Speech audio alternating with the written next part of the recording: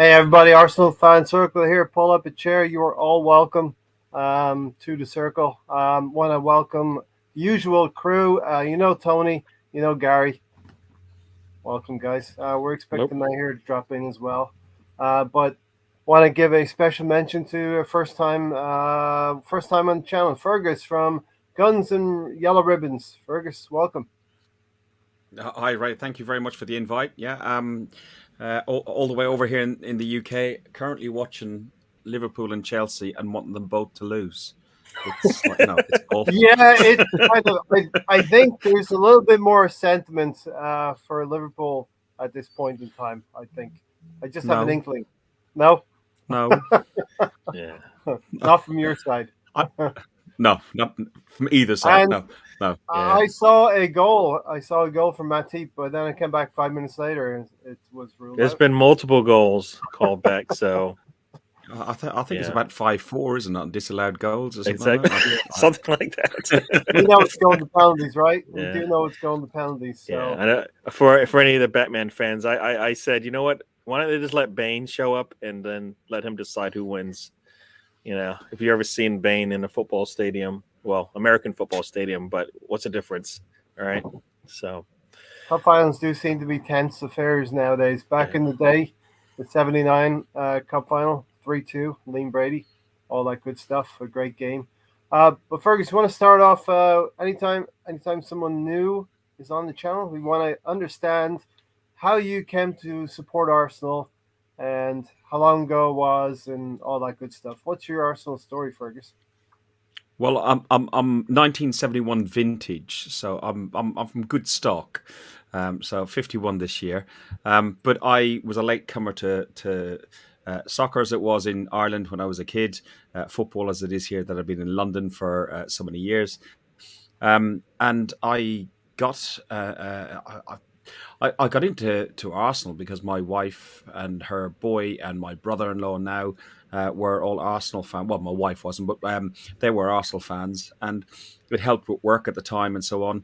So in 1993, I started following Arsenal. My first game I Mm-hmm. attended at Highbury was against Bradford on August the 29th, I think it was, 1999. My wife was lucky enough because she volunteered for the St. John's Ambulance at Highbury Stadium. She was lucky enough to be on the balcony in '98 when we held up the double with George Graham, and she wasn't that plussed. She thought Bergkamp looked okay and Petit was quite cute. Me, I was at home looking after the kids. Yeah, 1971 stock here as well. I'm also 51, and Tony keeps track of all of our ages. I don't even have to know when my birthday is. Tony can tell us all of that Yeah, good stuff. it's weird having three of you born in '71. Yeah. I Gary guess I'm, too I'm as the well, right? youngest one here. All four of us from FA Cup years. Yeah. Three of you from '71 and me from '79. Yeah.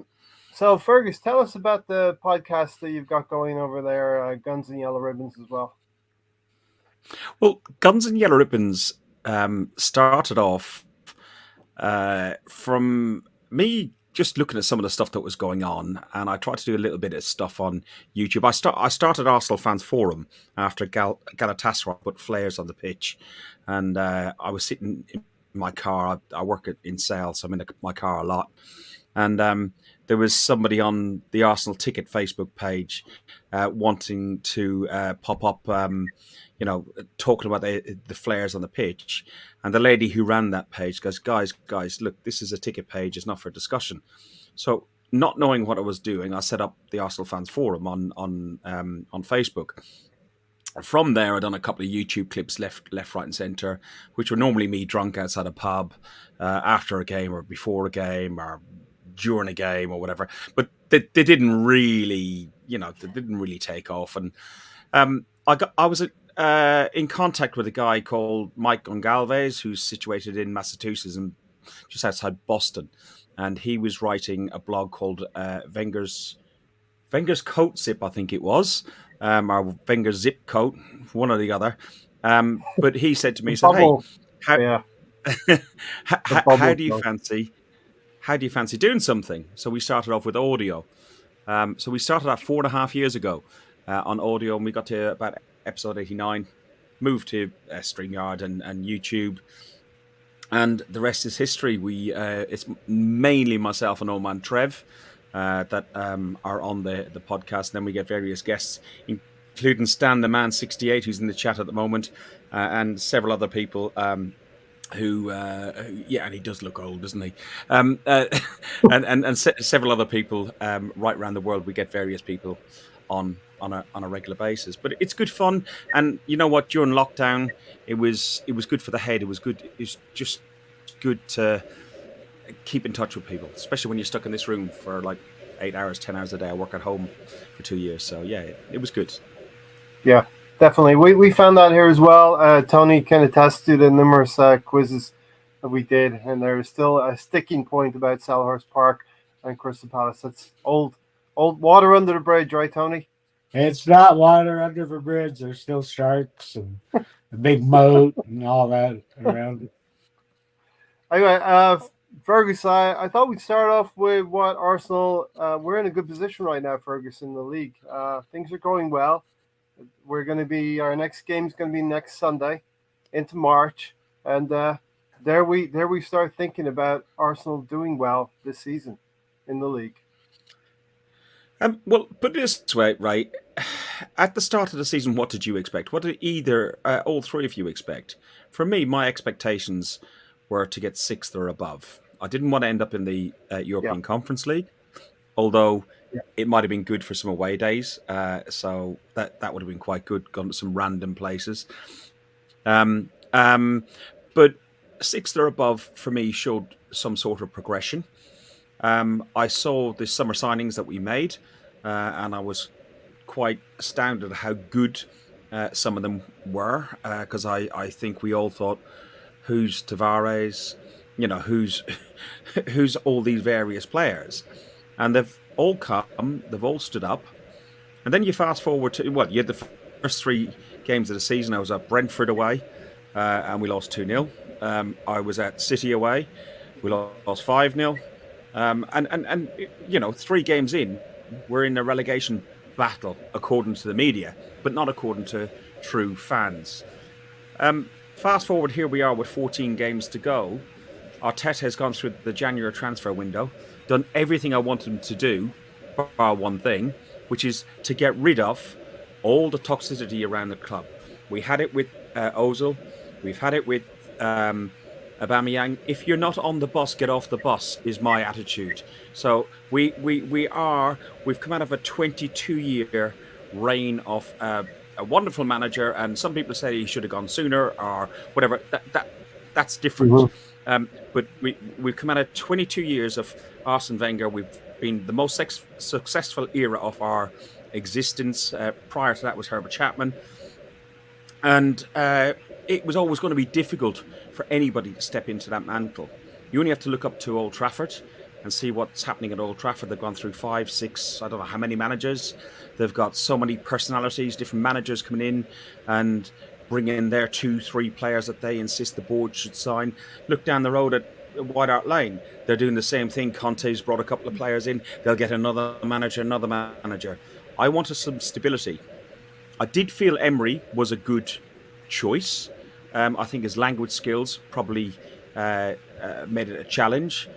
On top of that, I don't think Ozil and Aubameyang, amongst others, made it very good. I think they rebelled against him. In particular, at half-time in the final at Baku, they turned on him. That we're now in the situation that he's got rid of everybody. We've got some young talent coming through. We've got, the only thing I would have wanted in January was somebody who could score a goal, because unfortunately Lacazette, as much as he does offer to the team and offers to the youth in the team, his finishing, and even 2 years ago when he was really good, it took him 8 opportunities to score a goal. So Eddie is pointless. The guy doesn't want to be there. Why he's even on the bench, I don't know. Give it to Pepe. I'm not a big fan of Pepe. Give it to Hutchinson. Give it to me rather than Eddie. And I tell you what, I cannot kick the ball. But where are we? I'm quite surprised we're doing as well as we are. I'm quite overjoyed we're doing as well as we are. But we've got Watford on Sunday. I'll be at the game, and we saw them against Man United. Man United aren't fantastic, but who is fantastic outside the top two?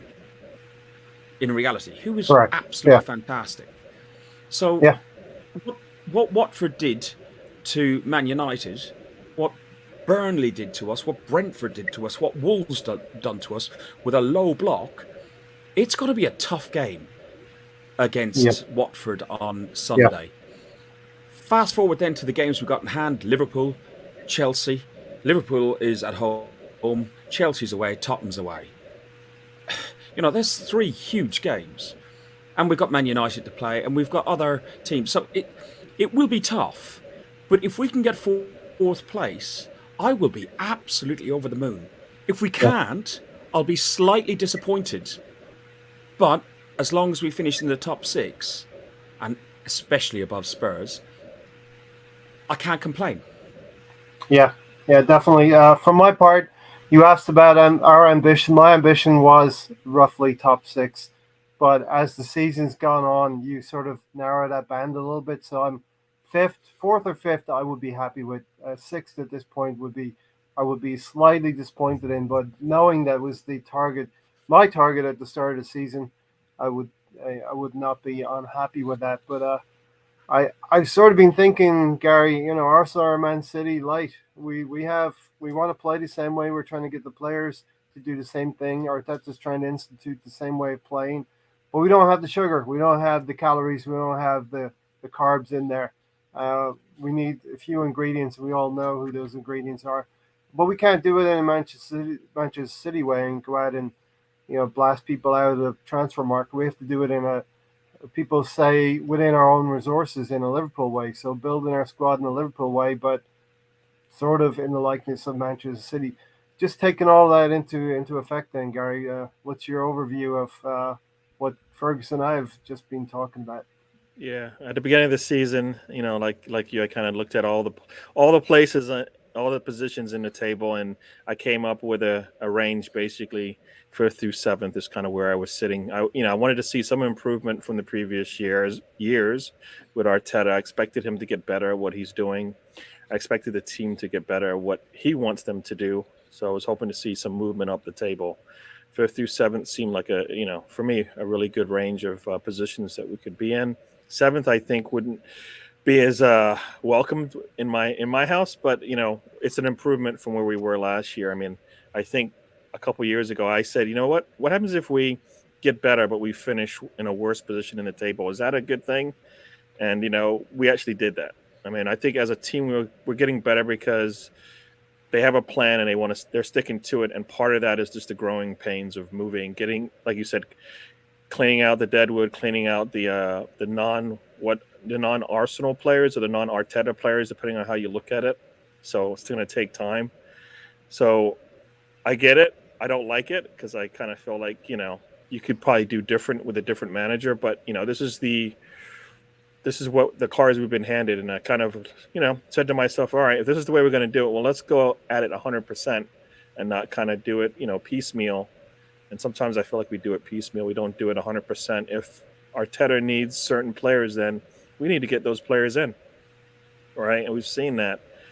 They've been disciplined enough in January window not to pick up any players because they said they didn't see any available. I kind of beg to differ that there wouldn't be at least one or two players available in the January window to bring in to help the squad, especially with the fact that there's loads of players available, but it's the right player for the right money, and there's no point bringing in a £25 million player who's not going to excel and go on. If we had to get a Vlahovic at 60, 70 million, that's fine. But if you're going to bring in nobody at 25 million, what's the point?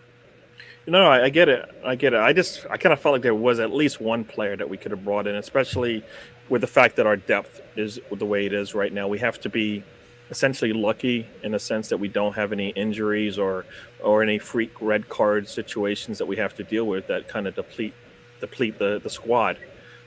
I think if we are healthy and we don't have to deal with cards and suspensions and whatnot, we have a team that can get where we want to be because we've seen it, right? We've seen multiple times what this team can do when they're clicking, right? I mean, we talk about it all the time. We saw it against Liverpool. We've seen it against City for parts of those games, and so we know what Arteta wants is there. So I think puts a smile on everybody's face because we see it. We just need to see it a lot more, and we need to be able to see it work against pretty much most teams. Like you said, this weekend is going to be a tougher game because they're not going to come at us because they can't. Yeah.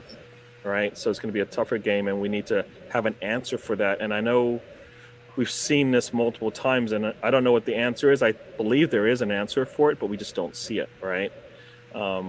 At some point, we're going to have an answer for those teams that are going to sit back on us and allow us to take on a lot of the possession of the ball, and us still be able to get what we want out of it. Somehow we have to get them out of their shell, and be able to attack. So I thought as well. I know it was at home against Brentford. We did come up with the answers in the second half. First half, there was a lot of ticky-tacky trying to get through, and Brentford had that 5 at the back and basically 10 men behind the ball like Watford's going to do.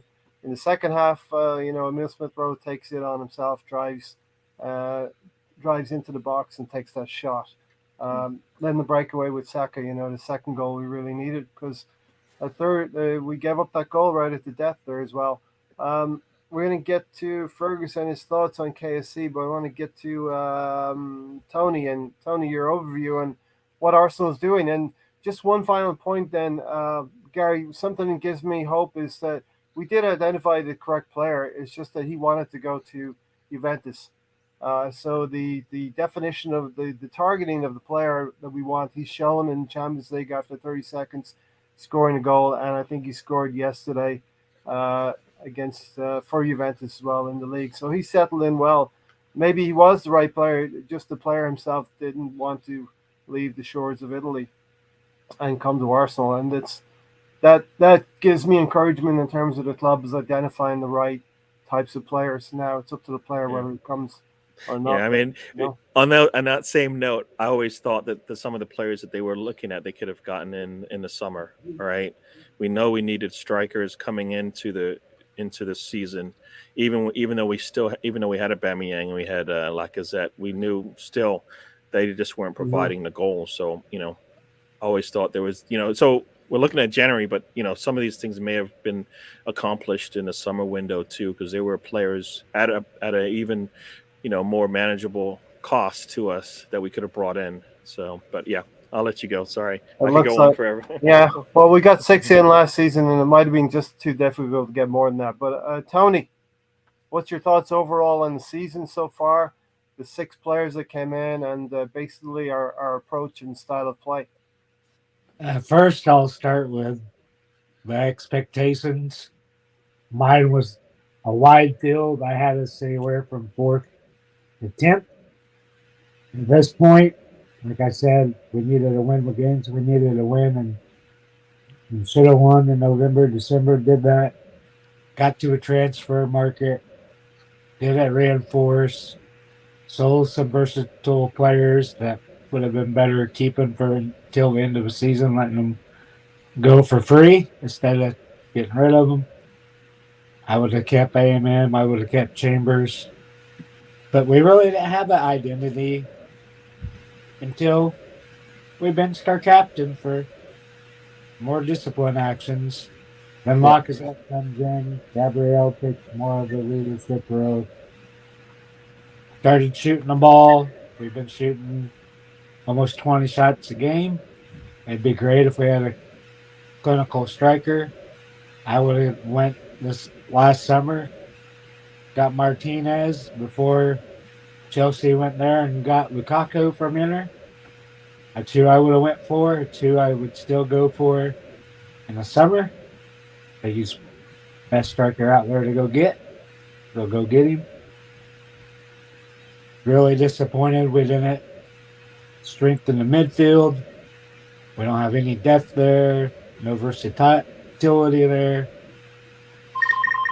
But it's nice seeing goals from the team. That's why I said 2 years ago we didn't need to sign Aubameyang. We could let him go. We could get goals by committee. We're doing that. Tony, what what depth do you want in the midfield?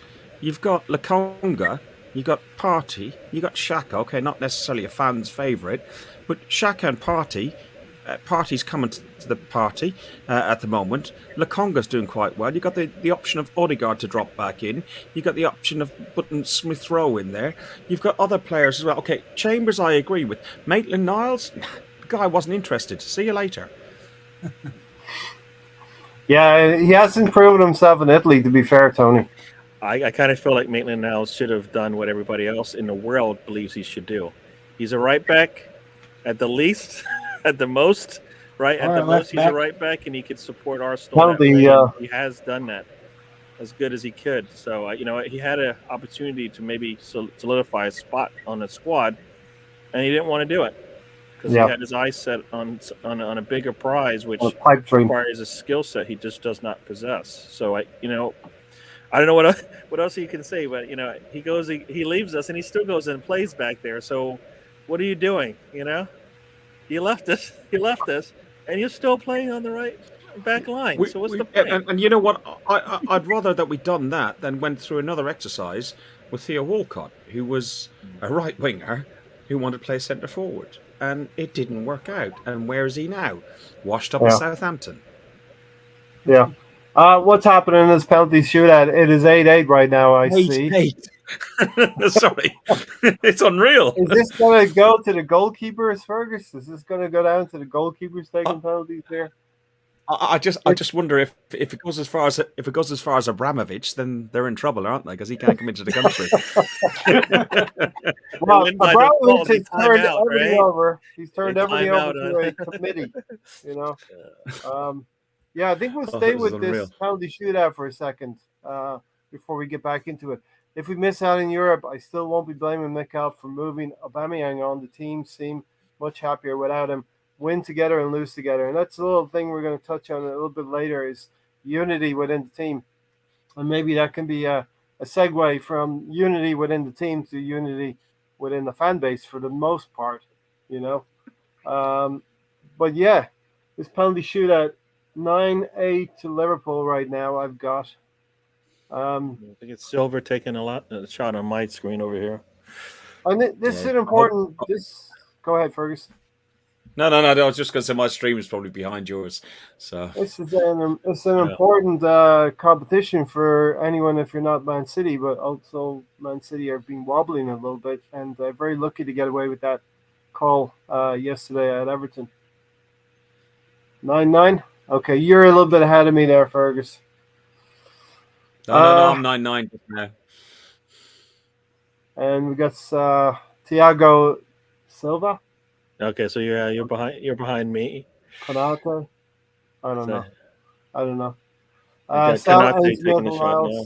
Arteta Islington talent killer is affect his career enough. So Fergus, I think somebody asked about KFC. I think that's probably a good segue into what we're talking about here a little bit. What are your thoughts on the Cronkies and their recent activities? That's a huge one. It's a huge one. Thoughts on? I mean, it's better than my Abramovich and his recent activities. It's an easier one than that. My thoughts on the Cronkies. Overall, I think they lack ambition. Overall, they have no interaction or very little interaction with the fans. Since we mentioned Abramovich turned up to every game when he was in the UK. Since he couldn't come into the UK, he was in Dubai to see them in the World Super Cup. He's been in various different places, and he followed from the stands. And I admire that. I don't necessarily like him doping football. I don't like the way City dopes football, etc. The Cronkies, if they were involved, I would. I'd be more enamored. I had the fortune or misfortune to have the conversation with Josh Kroenke when the ESL thing was. I was in the Arsenal forum on that day, and he was very evasive. He was very aggressive to start off with. And it looked like he got a WhatsApp from somebody in his press room going, for Christ's sake, you need to talk to these guys, bring them back on board. I asked him what his exit strategy was if he wasn't going to invest. He's got very much the view that it must be a self-sustaining model. And I understand that to a certain degree. But if you have got no ambition, and if they're not about trophies, they're just about sustaining and remaining in the league, what he's done with everybody, bar the Rams, St. Louis Rams, who are currently sitting in LA, but they are the St. Louis Rams. Unless he wants to do, more than what he's done there, what's happened? Gary's got somebody missed the penalty, I think. Right, Gary should not play poker. Well, it's not. If I'm playing poker, different phase. Just tell us what happened. Interest in it. I'm not making money on it either way. It was just really going through. Liverpool won it, right? Watching all of those penalty kicks go in, and then to watch the last one get basically parteyed, per se. Basically, that's what you saw. Right. Sky over the bar. Rose Ed. Liverpool win it 11-10, said Mr. Tom. We will win stuff with the current regime, says Trevor Hill. Thanks for joining us, Trevor. Trev, you are right. Oh, Trev, you are right. We will win stuff with the current regime, and that's not anything to do with. Well, it is part to do with the Cronkies, but that's down to Arteta and what Arteta is trying to do. He's trying to go back to grassroots and build. We've talked about this loads of times. Trev is co-host on Guns and Yellow Ribbons with me, and Trev's support and rationale and reasoning about how to look at supporting a football club. He's seen us. His first game was December the 5th, I think, 1970, when he was about 85 years of age. But he's now 132. Well, with that comes wisdom, Fergus. Yeah, but he's seen us in the 80s under Neil. He's seen us under Ria. He's seen us in all sorts of management, all sorts of states. Yeah. I'm not crawling. You're old. But Trevor's right, though, in what he says is, and I've had this conversation before with fans in my local pub, with Tottenham and Arsenal, and the way Tottenham end up finishing above us for the last few years. Football is cycles. It goes in cycles. Tottenham cycles are a lot bigger than our cycles. Fortunately enough, our cycles are much smaller, and we get up the top quicker. So, it was 14 years ago this week since Tottenham won that trophy that's just been on the TV, which is the fourth trophy here, and it's 30 years since they won the FA Cup, and it's 61 years since they won the league. So they're big cycles, and we've done it a lot beforehand. So, when you look at some podcasts, some social media, people on Twitter, on Facebook and stuff, and some of the talk that some of them come out with, it's just so negative. You have to look at in a much bigger perspective. Exactly, Ryan. Look at Liverpool right now. They just won another trophy, but their cycle has been 30 years in the making, and they're still probably not going to be the team that we were in 2004. But of course, fans want now. You know what I mean? And, it's the microwave age, right? I mean, you can see how fast you can get to the top if you want to. Some of us don't want to, they want us to be patient. We don't want to be patient as much as they do. But like you said, everything is gradually moving towards where they want to be and where I think we all want to be. But it's going to take time. And, I can say I can wait, but I don't want to wait kind of thing, all in the same breath, because, I do want to see us progress. My Arsenal viewing and kind of being one with Arsenal is a lot less than most people that I've communicated with, being that I was born in England, but I spent most of my life in the States, so I missed a lot of football per se. So it's only recent history, and none of it ends in a trophy, a big trophy at the end. So, but I think we have to wait. I think I was going to say, I think we have to wait. Coming. But yeah, sorry, go ahead. Stick-up sentiments coming. He said, I've seen no financial backing, just more debt put on the Arsenal. Well, sentiment, if you can you PM me the accounts that you're seeing? Because I've not seen that. I've seen restructuring of debt and stuff like that, but I have not seen more debt put on the club, not more than any other club. I am not a fan or a supporter of the Cronkies, but they stuck their hand in the pocket for 150 million last summer, and there's talk of maybe 150 or 250 million next summer. So Yeah. Let's see if they back the man, and the man is Arteta, who's in charge. You can't argue, and it stumps us all. It puts us all quiet. Yeah, exactly. Stan said the Cronkies have financially backed the manager. That's all we can ask for from our owners. It's just been about spending that money correctly over the years. And I believe last summer we had 6 new incomings now. Yeah, did we want a striker? Maybe we did, but we wouldn't have gotten maybe Tomiyasu because that 6th signing was Tomiyasu. And we know how important he is to our side right now. We are living off fine means, I think. Tony, look at Wolverhampton Wanderers. They've hit this slide a little bit because they live on finer margins than we do. They don't score as much goals. They don't concede many, but now they've lost 3 out of the last 4. Yeah, they've been one of the brightest teams since November. Now they're kind of started a losing streak. Their defense still good, but they can't score, so that's where the problem lies there. But going back to the Chronikies, to me, you always hear this talk of self-sustaining model. Yeah, we go out and spend fortunes for players, but we never bring any money in for them. With only 2 players. But that's going to change. That was mismanagement, Tony, over the years. We've mismanaged the players. We haven't targeted the right players. We brought in players toward the end of their career with little resale value. And now we're starting to go the opposite way. We're actually building, rebuilding with young players. Football goes in cycles. United waited 27 years for a title. And Tony will be back. He doesn't. What he says is the whole patience thing is now we seem to be back on the right track. We haven't been for years, right? But it's going to take time. And the things that I thought we could have done sooner, they've taken their time with. But everyone's been in the right direction. Everybody's wanted the players out that aren't part of the squad anymore, aren't part of what Arsenal's future is.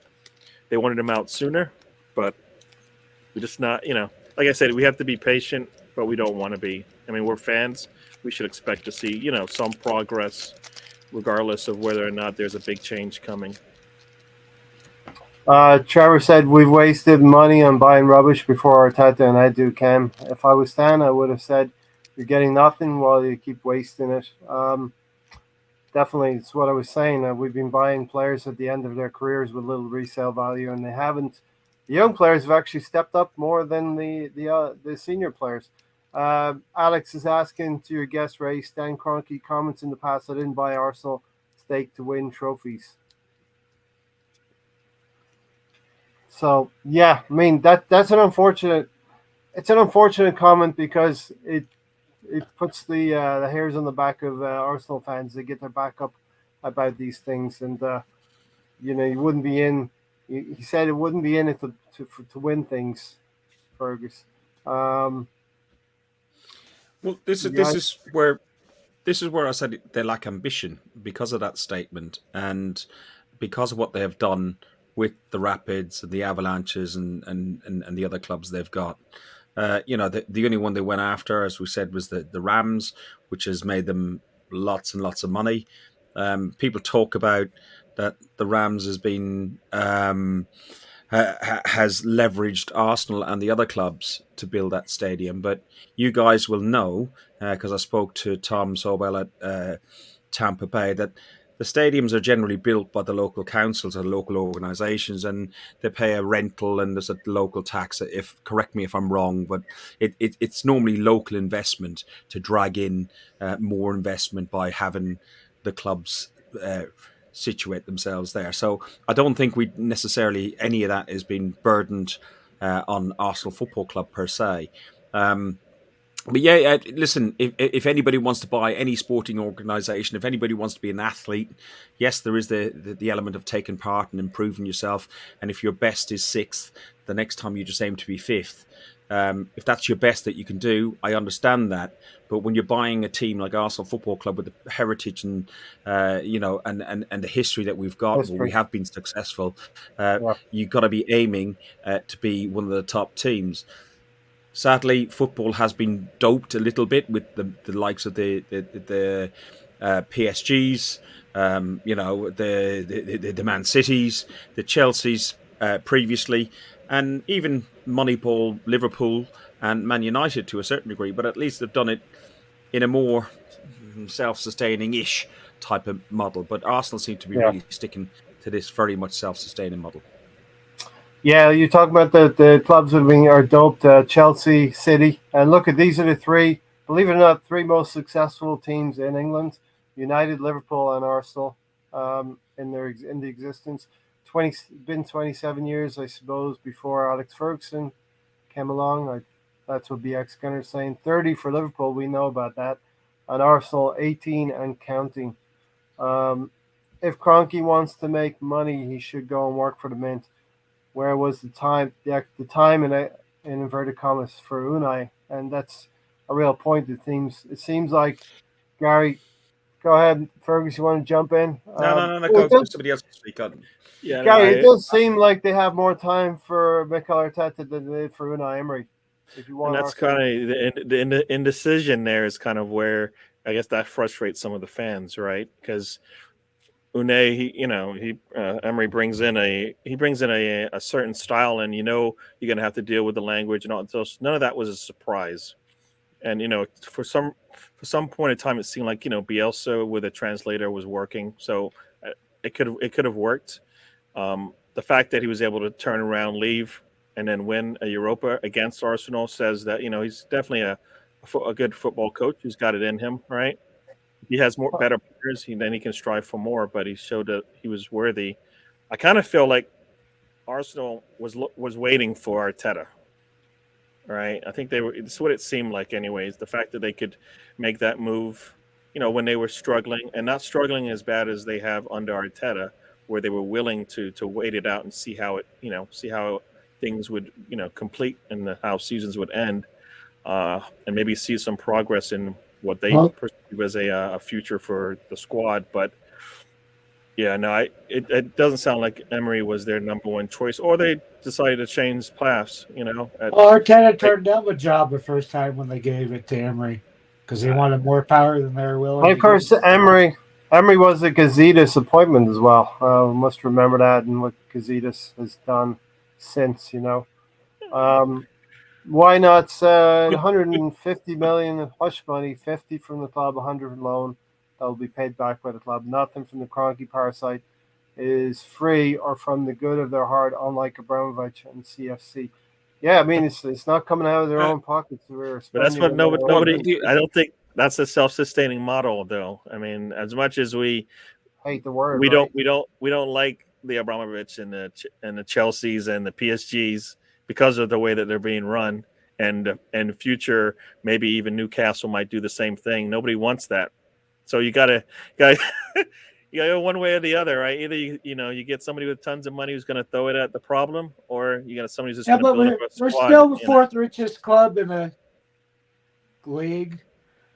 If you're going if you combine the Kroenke's money, that's the exact same money as City owners have. So we're not poor. The point is where the money's coming from, right? Instead of Kroenke writing a check, it's him saying, "You know what, you guys can do it. I'm going to give you take all the funds that the team has at its disposal and use it to get the team better." And so far he hasn't said no, right? So not lately. The team's been able to spend, and they made some good decisions when they said no lately, right? Nobody wanted to see an 18-month loan with an obligation to buy. It just doesn't sound right in the eyes of anybody that I've heard. As fans as well. Go ahead, Fergus. I was just because the issue with Emery was not necessarily Emery himself and his management style or his management technique. and probably even not so much his language issues.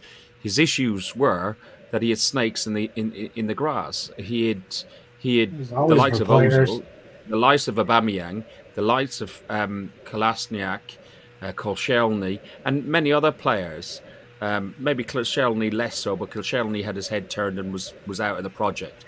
And Yep. I don't think he was the man to manage Arsenal into this new phase. He might have been the guy to take us for 2 or 3 years to give us a soft landing into and hopefully stabilize us before we went into this new cycle. But we had a sharp drop off, and then we took the shock move of taking Arteta on board, which we all went, what the, Left field. he's joined us. Yeah. Yeah, it was just a little bit different, and I understand people's concerns. I understand people's worries. I understand people's comments about he's learning on the job. But don't we all learn on the job? I know it's really difficult at that top level, but he's already at a very, very top level already. As a professional player, he's been a number 2 at Man City. He's worked with some great people. He was very, very close to Wenger and his management style and everything else. He's revelled at Rangers. He's revelled at Everton. And also, he's thought of very, very highly of in Barcelona. And I'm talking about Barcelona of old, when Barcelona were good, not the Barcelona we got now. So, he's got a good stock. It's a huge gamble, and they've taken it. They have backed him. I don't want the Cronkies to be successful. I want somebody who actually wants to support the team like we do. But they're doing okay. Yeah. I mean, look, the comparison, problem- though, the comparison, at least for me, with the manager and whatnot is, if you go into school, you go to your school, college for accounting, typically you come out what you're a bookkeeper, right? You're not a CFO, right? Of a big corporation running all of the accounting for them. And that's kind of what Arteta did, right? Yes, he was sitting next to maybe a CFO, maybe he was sitting next to, a big time firm, learning, doing an internship.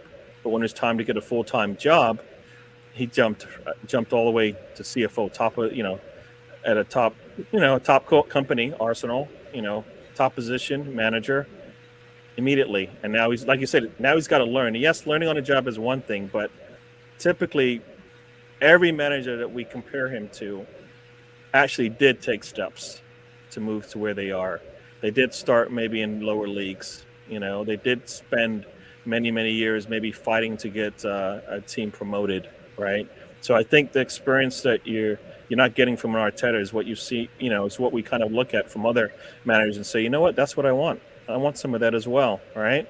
So it's all, and that's where it always comes. It's always going to come back to me. It's going to be patience, right? We're going to have to wait and see how this thing pans out. And at some point, Arsenal's going to have to, they're going to extend his contract, because they can't be the ones saying, all right, well, we let him go too soon, and then he did exactly what we thought he was going to do, which is maybe be a successful manager in the world of football. So I think, it's all patience right now. And like I said, I can wait, but I don't want to. So unfortunately, unfortunately, like many people within that dressing room, those players make quick decisions on the coach that's come in.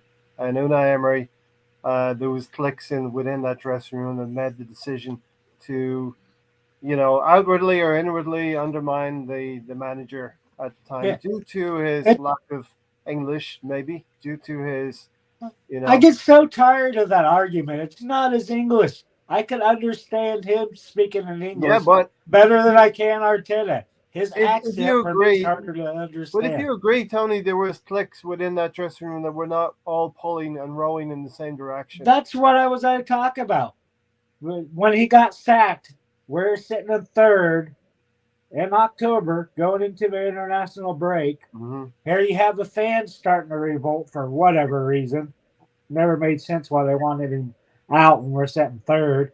Then we come back, and the players completely drop tools. Like you said, they are always against him. They were never for him.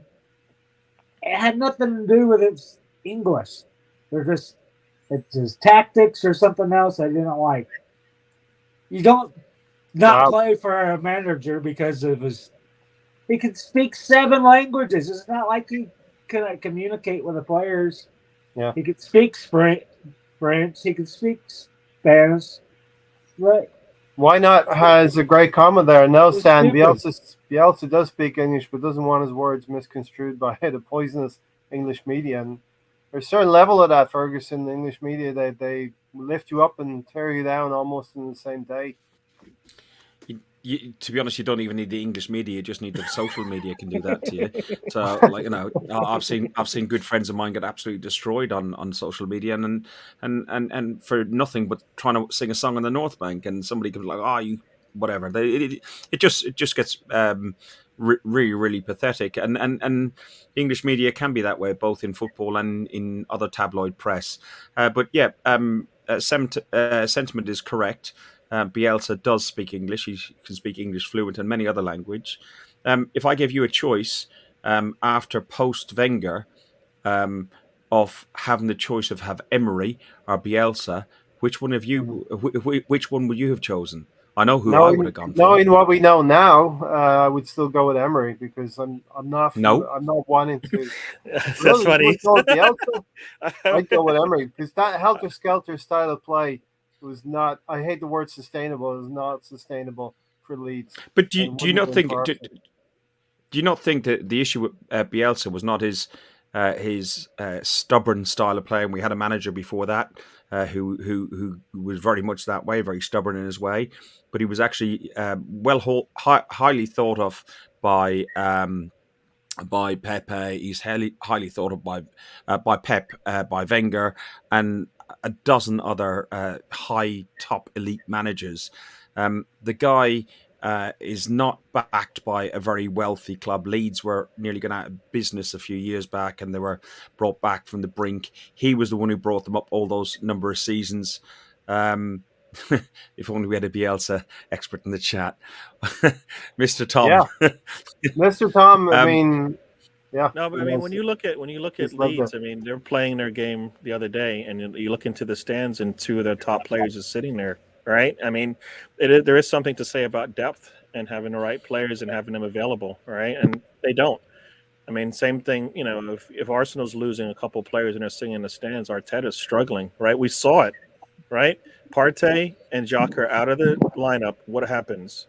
We don't have the type of games and the style of play that we want to have. So it's every team that deals with it. It's all a matter of whether you have the squad depth to handle it, right? And so when I was watching the game, and then you look, like I said, you look up into the stands, you see 2 top players missing. You're like, well, and like you said, he's stubborn. Well, Arteta is stubborn too. I mean, that's why we're doing some of the things we're doing today, is because he's got a plan and he's sticking to it no matter what anybody tells him.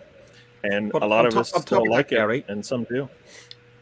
On top of that, Gary, you got the problem that because of the club's financial situation and not being that strong, that they did have Phillips and did have Bertrand, and there's a third player who's key to their like spine of their squad.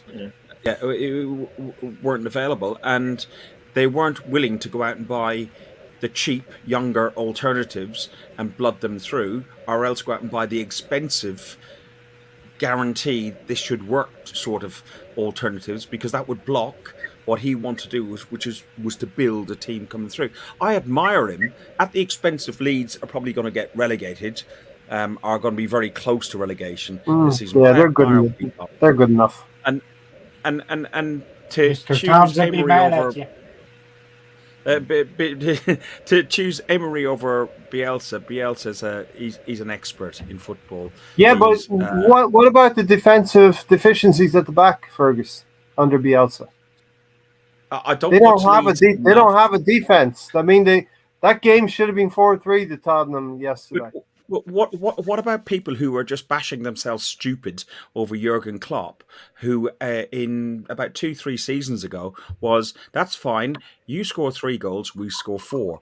Bielsa's not really that much different, but he just plays a better style of football than Klopp. He didn't go out and get a Virgil van Dijk. He didn't go out. He didn't address the back 4, did he? A goalkeeper. He might well have tried. He might well have tried to, but his owners wouldn't back him. Yeah. And Arteta has the backing of everybody at Arsenal. So that's why, you look at it and you're like, you know what? It's you talk about the style, the type of managers they are. They're all probably the same. It's all whether or not they have somebody, supporting them. We talk about that all the time, right? Do they have the backing of the ownership, the club? And if they don't, then you see what you're seeing when teams are struggling, right? I would hate BX said I would hate to see them go down. A fully fit Leeds are good competition. Welcome, here all the way from South Africa. Yo, what's happening, my guys? Uncle Duty as per usual. Here is like the equivalent of Trev from your channel, but he's just not 130 years old. He's gone the other way. He's younger. He's drinking from the fountain of youth, Fergus. He looks like a phantom right now, right? So, Fergus, what do you think about the style of play that Arteta has started to implement this season with Arsenal? Honestly, at times really, really boring. But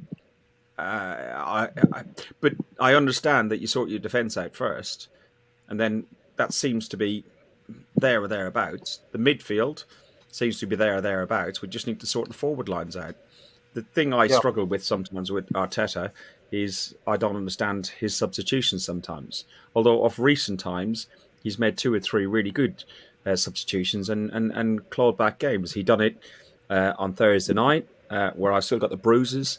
But yeah, it was a celebration. Oh man, I got in about 1 a.m. I think it was. I did wonder if we would have a result like this because Arteta's built his team on a defensive stability. We're not going to ship too many goals, so the idea is not to go down a goal or 2.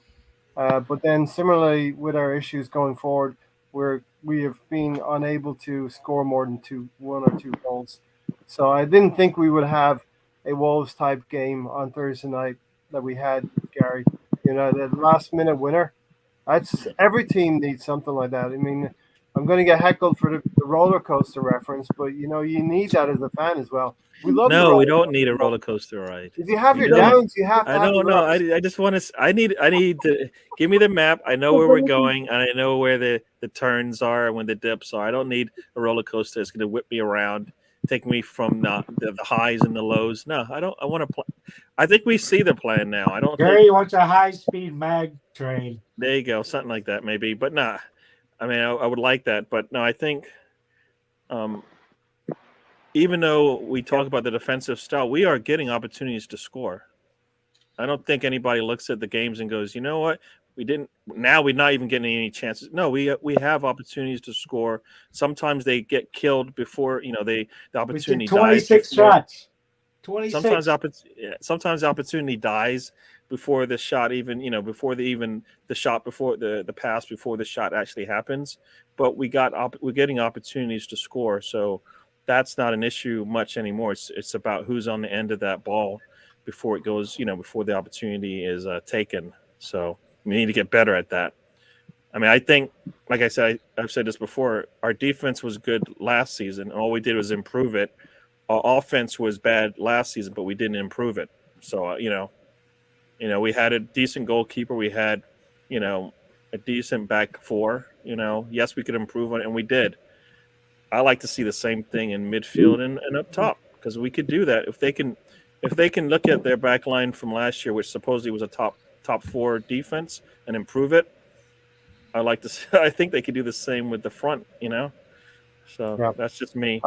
Fergus, for about another 5 more minutes, right, Fergus? So I wanna work you for the next 5 minutes. Go to the next topic then. The what we see in the fan base, the unity that we're seeing in the fan base, and we're sort of seeing, we're looking more at our rivals rather than fighting amongst ourselves within the fan base. I don't know. There's not banners out in the North Bank and the Clock End. The atmosphere within the stadiums is way better. There's a lot more youth going to the the games. Due to COVID, a lot of people have taken a season ticket holidays, so it's given a refresh of the people that turn up at the stadiums. And even the away following has been amazing. Been at Leicester away, Wolves away, been even Man City away. We're losing 4-0, and we're in the stand singing Emil Smith Rowe and Saka's song.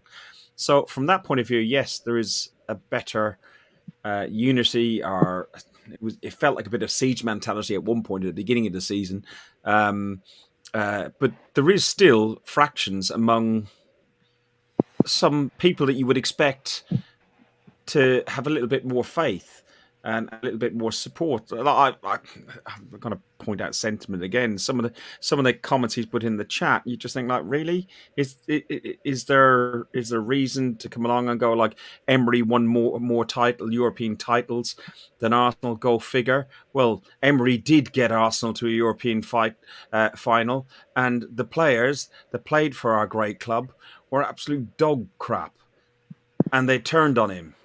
So if it's the players, you can't blame the manager. Emery then has gone on and won a European title since. So Emery is clearly a quality manager, but it was the players that were there. So there was a clear-out exercise that needs to be done. So the fans need to realise and understand what's happening within the club. The club is going through an evolution, a revolution, trust the process or whatever you want to call it, but it's going through change, and that change seems to be getting better and better and better and softer. Accept it, go with it, and if at the end of May it all goes Pete Tong, as they say, then what we do is you then have an argument, you then have a discussion, but between now and May we should all be 100% united, whether you believe 100% Arsenal, whether you believe it or not. Yeah, no, United, as in supporting the club that we love all the way. Yeah, Definitely. Well said, Fergus. 14 more games to go. We call them cup finals, and long may the good times continue. Going to Leicester, winning. Going to, you mentioned another place, winning. Wolverhampton Wanderers getting a win there. Not many teams go and beat Wolves in the space of 2 weeks, and we've done that. The top striker will have a field day at Arsenal. Gooner Lamb. I think that's the next step. Next step is a midfielder and a striker, Gary. Definitely. I mean, for me, you just look at Lacazette. I mean, he has to play everywhere on the pitch it feels like, to get things going sometimes.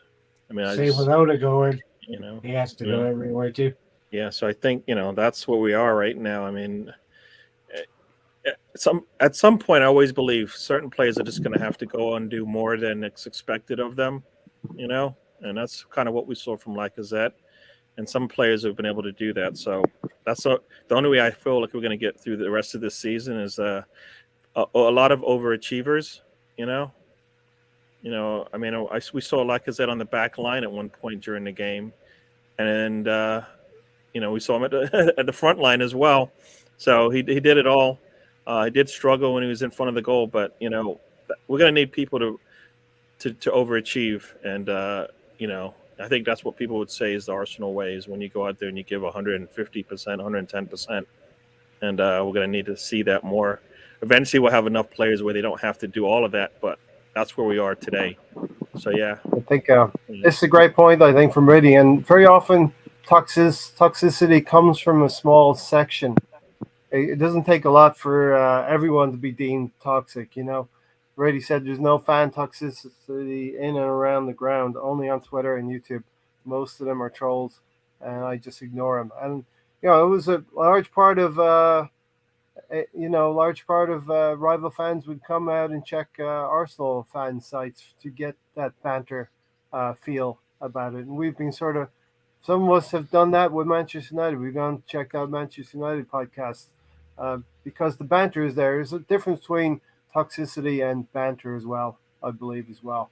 A lot of the chatter about Felix, if true, it shows how Mikel wants our forward line to play. Felix is prolific and more in the Firmino mold, and I believe that's the way. We don't we want our striker to do that job of scoring some goals. And Lacazette, I felt so bad for him on Thursday night. Fergus, I'll stay with you for a second more because you're going to leave us soon.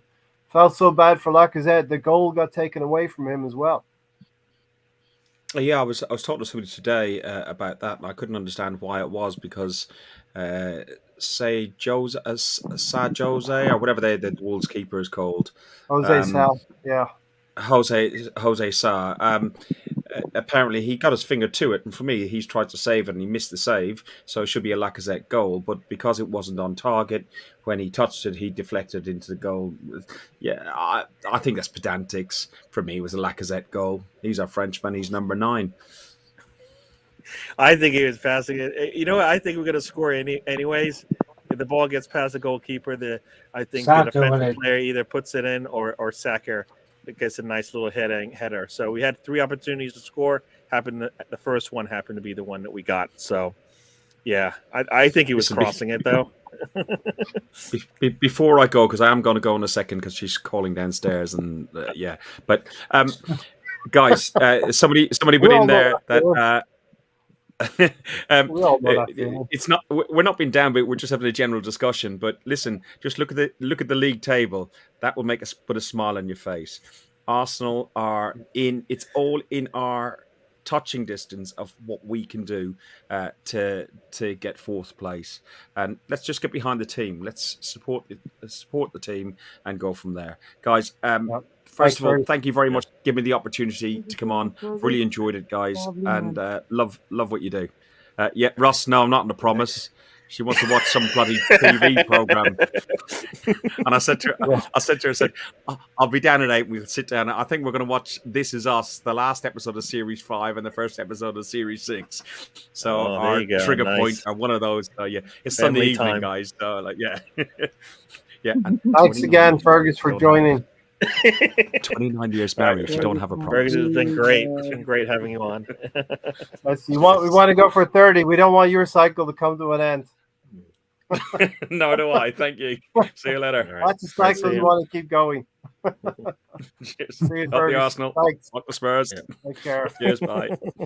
All right. Well, that was Fergus over at Yellow Guns and Yellow Ribbons. That should be a lot easier for me to come up to say. Check him out. Gary may do a collaboration with Fergus. Might be something in the pipeline there. But yeah, listen, Arsenal are Manchester City Lite, and I think we just need to tease out. Are you developing photographs there, Mahir? Someone's asking. The class is going big. They just say, "Yo, what's happening, cuz? What you doing?" So I think it was really that said. He reminds me of I remind him of a smoking Argent drinker on the bench. For all the different halls and rooms, it looks like live action Doom. Yeah, I'm currently on shoot, but we're doing the podcast at the same time, so it's all good, guys. Yeah, listen, I've got a great Kahoot. It looks like Mahir's on the run. Got a great Kahoot quiz for everyone to play a little bit later as well toward the end of the podcast. It is a Spot the Difference podcast, not a podcast quiz. Spot the Difference. So one of these things will not be like the other. So that's a little clue as to the 12 questions. And now remember, you have to think like Ray. So I don't want to think about Ray. I don't want to think like about Ray. Unicorn. Think like Ray. Nobody wants to think about Ray. Hey,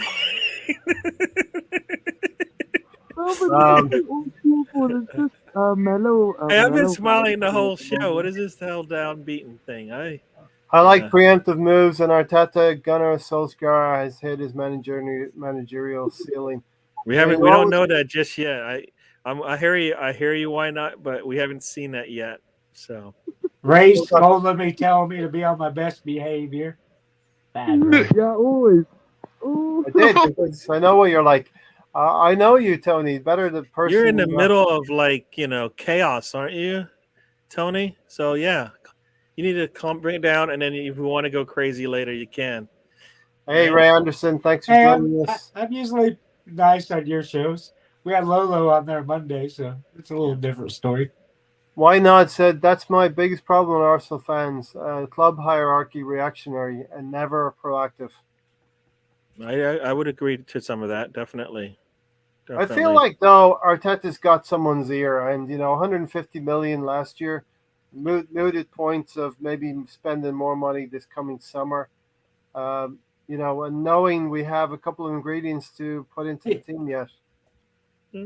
But the reactionary Yeah, but sometimes do we comes need when to the spend 90 million? parameters change, though, right? I mean, everybody's coming into the season. If we can get Europa, we're good. And now we're looking at an opportunity to get fourth. So you would expect some of your plans to change to accommodate that, because there is an opportunity to do it. All right. Same, Yeah, and you know what's you funny? never know when you're going to have an opportunity to do this. All right. So And you you know got to what's go funny? 100% in that for that goal. Grab it. And you know what's Grab it funny, with two guys? hands. Am I here? It's all in our hands. It's all in our hands. It's so hilarious to see, the Man United supporters and Tottenham rolls. You're After coming years in and in and years out and on your years volume there. Sorry. Are you covering something with your hand? Yeah, sorry. Can you guys hear me now? Yeah, you Yep. sound really Keep it good like now. Okay. Basically, what I was saying is it's so funny to see our rivals be dropping points, because after years and years with their big mouths and their big heads, they can't say nothing right now. Absolutely nothing. That show was an emotional roller coaster. Tony, you had something to say? I had a question for you. What was our defensive record last year? Where were we We in can the see league? there it's 39 goals, I believe. Where were we in the league? Like third or 8th second? place. We didn't score enough. We were Wolves last year. We didn't. We had 56 goals, I think. Not our table position, defensive I said position. 8th. I said 8th. What? The defensive position, not in the table dingbat. I don't know. Where were we defensively? It was like second or third on goals allowed. So why Yes. did we need, why did we need to spend 90 million on the defense in the summer? Well, I believe that Arteta needed that ball security to be able to progress the ball out from the back and not play so much from behind, being a goal or two down. We struggled with that last year. We lost. Gabriel can do that. Saliba can do Yeah, that. but Gabriel was playing last year in that back four when we went 2-0 down against Wolverhampton Wanderers at home. We went 2-0 down against Aston Villa at home. He was in those games. You're saying it was his fault? No, Okay. I'm saying he was part of the back four. There was a lot of people part of that team. I mean, How I'm many not sure. different I'm not sure what your point is. Maybe I'm missing it. Sorry. How many different lineups did we have last year? I'm saying that Gabriel was part of a back four. How many different lineups did we have last year? I don't know, Tony. 37. Yeah. Okay. 37. So that's the situation. Arteta did not want to be in games where We had a revolving door back four. We're a goal down or 2 goals down, and now we have the solidity behind us that we can be winning games 1-0, 2-0, and we're getting clean sheets. Yeah, but Tony, we you do like you do like clean sheets because we didn't have a lot of them. Tell me how many clean sheets we had last season. It doesn't matter. We still had one of the best defensive records. Defensive records are. I don't care if we win 5-1. I like winning 5-1, 4-2. I don't care. I like scoring goals, Ray.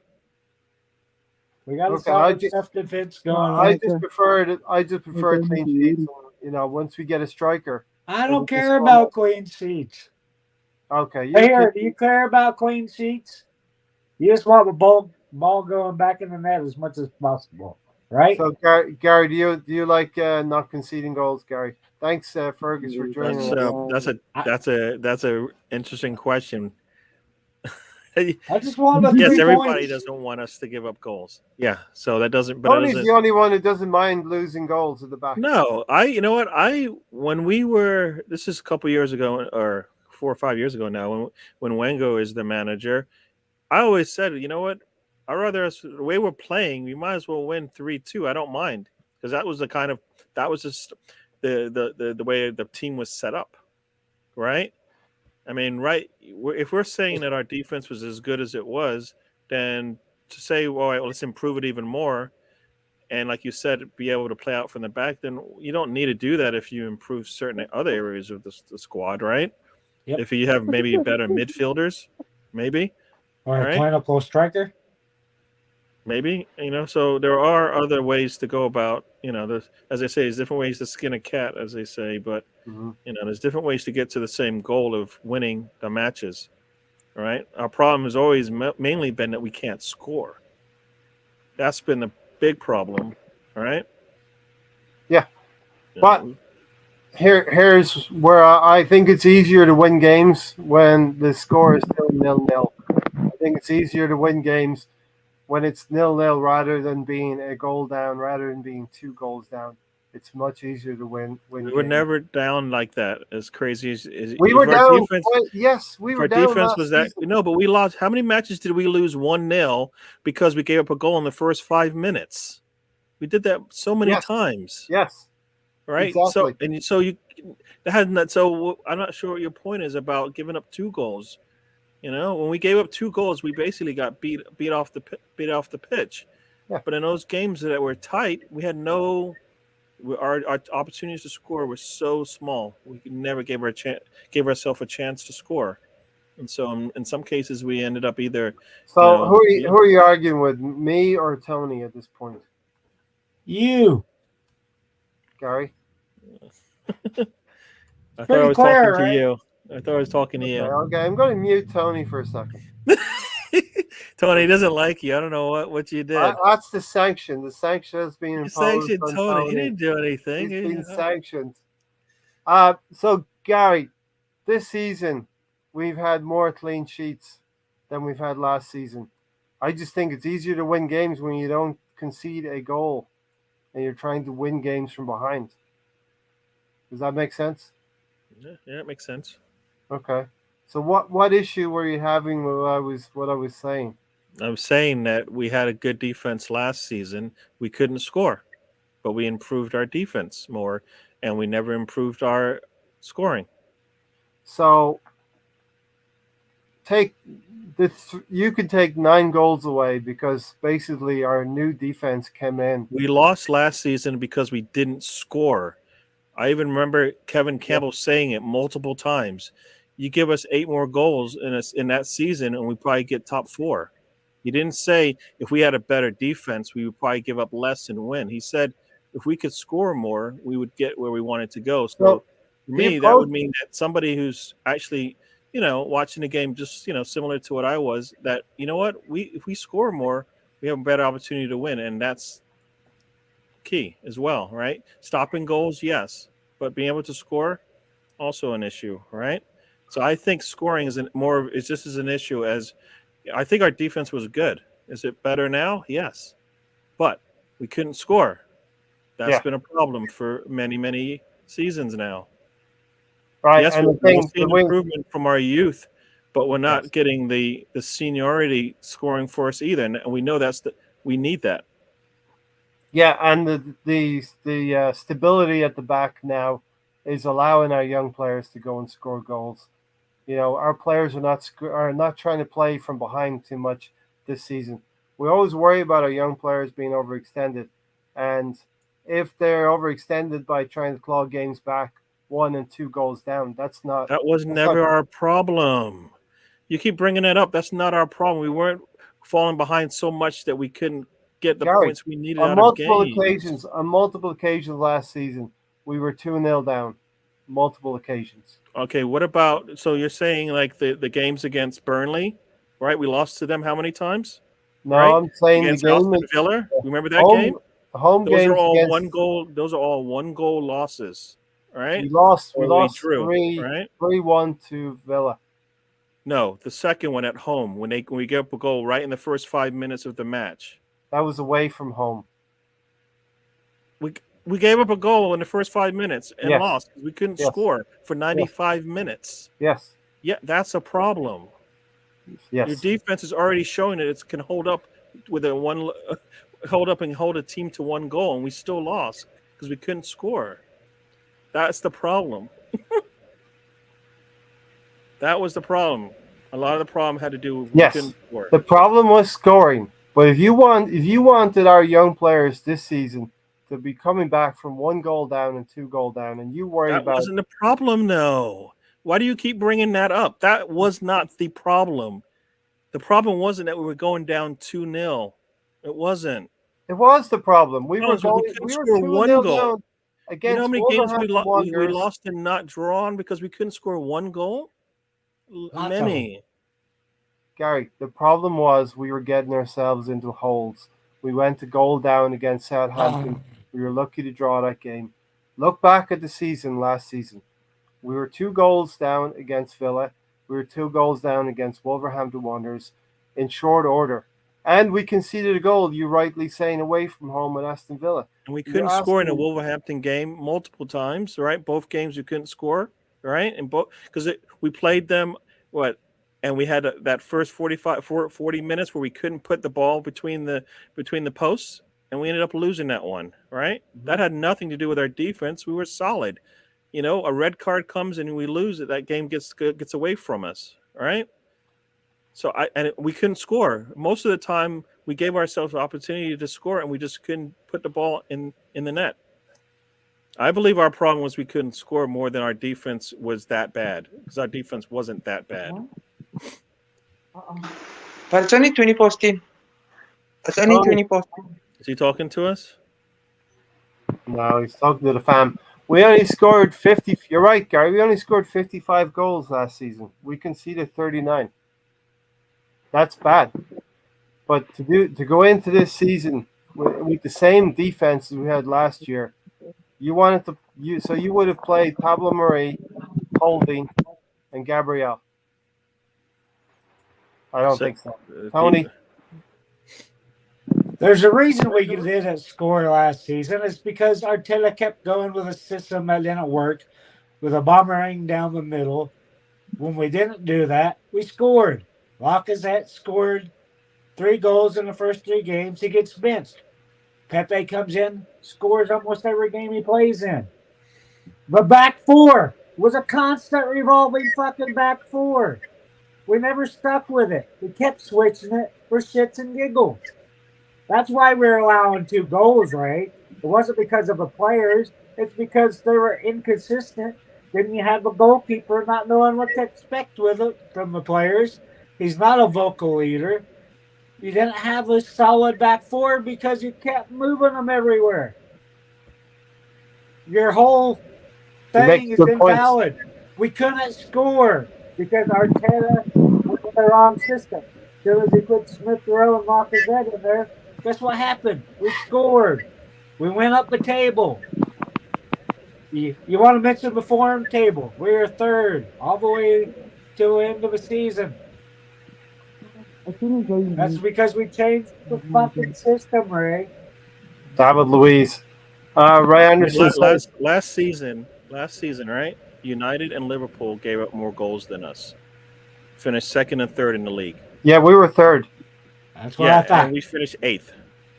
Mm-hmm. So it can't be about So why do we defense. need to spend $90 million? That's where this started at. So, how many goals have we conceded this season? I think, where are we at now? We are 27. 27, yeah. Take 9 of those away because we did not have our new defense in for the first 3 games of the season. No, you don't. But you don't. You got to count. That doesn't count. Is that why? That doesn't count. Why does that count? What do you mean it doesn't count? You had an old, those defense. are 3 games we had to play. Who played in those games, Gary? Come on, Ray. You can't do that. No. You can't just say, you know what, the first 3 games don't count because we We didn't went have from the 3rd best defense to the 5th best defense. They don't count because you had Pablo Marie Jesus Christ, Ray. That's the problem. If you had a better manager, maybe you get more out of the game. Maybe you don't give up the goals. Maybe you score a goal. Come on, dude. The first 3 games didn't count. The goals didn't count. That, man. We conceded 9 goals in the first 3 games, and since then, that was preseason. So remember, you're Gary? going to write off the first 3 games. You're going to write off January. We've conceded you know what? They don't count. Goals, they count. 18 goals in the other 21 games. less than a goal a game. Facts. So that's why The he team went is out. what the team is. We struggle, but you can't tell me we couldn't have come up with a better plan to going into those games. I'm not saying they didn't matter, Russ. I'm saying we had a leaky defense. No, but you don't want to count He them. So you're said saying they don't didn't matter. He said it was preseason games. Come on, Ray. No, he just said they don't count because we didn't have our squad.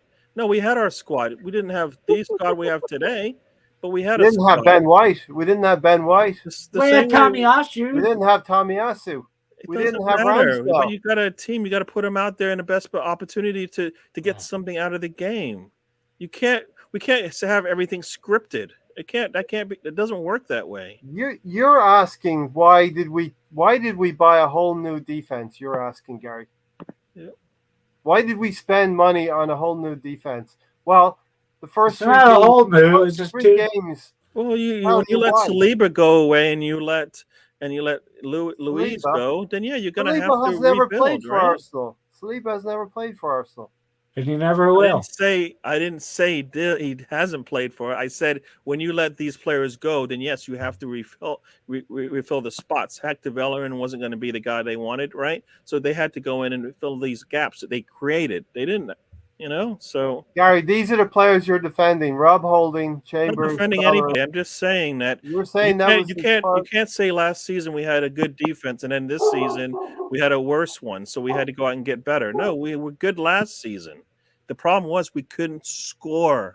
We were third. Now we're Couldn't fifth. score. Fifth best defense now, Ray. We Somebody were third said last there's season. more. Somebody said there's more than one way to skin a cat. So Arteta's gone about it by being more defensively secure this season.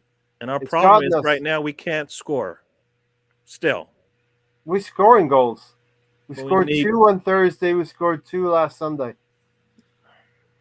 We scored a goal against Wolverhampton Wanderers. How many shots did it take to get those goals, Ray? I don't know. A clinical striker. 26 shots.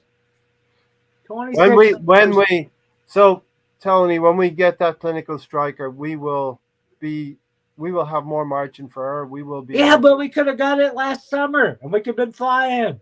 We could be up there with Liverpool and City. If we had a clinical striker, we had a good defense. Third best. Now we're fifth. We declined. We spent $90 million into a striker in the midfield. We'd be a fuck of a lot better team, Ray. So I don't know what the fuck you're trying to say. All your points are invalid. We're worse. We will see. We're Tony. not scoring goals. Our midfield sucks. We bypass them. We don't go to Partey. We don't go to Xhaka. We have Odegaard dropping back. We have Lacazette dropping back because our midfield sucks because we didn't spend any fucking money there. Besides Sambi, who I like, that Arteta won't hardly play.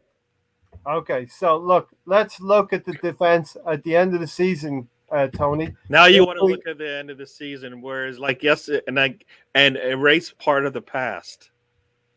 I'm just telling you, we changed 3 players from our back 5, Gary, when we played Norwich.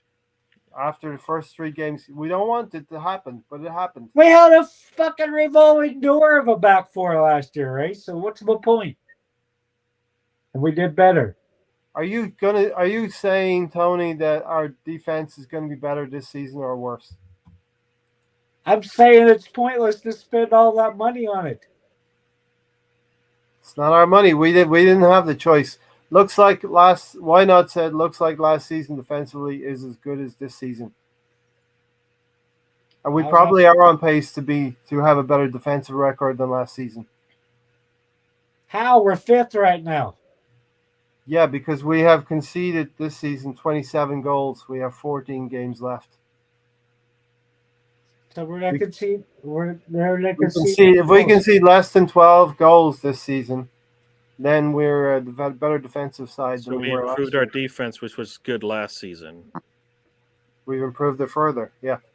Yeah, but our scoring has gotten worse. No, we're on pace for scoring more goals. Our scoring is getting worse. We don't have a striker who can score. We need a Gary, if prolific. if the team scores more goals this season, Yeah, but the haven't we problem is our improved? striker doesn't score, and that's where we're. That's How the many problem shots a are lot we of taking times a in these game matches. now, Ray? How many shots are we taking?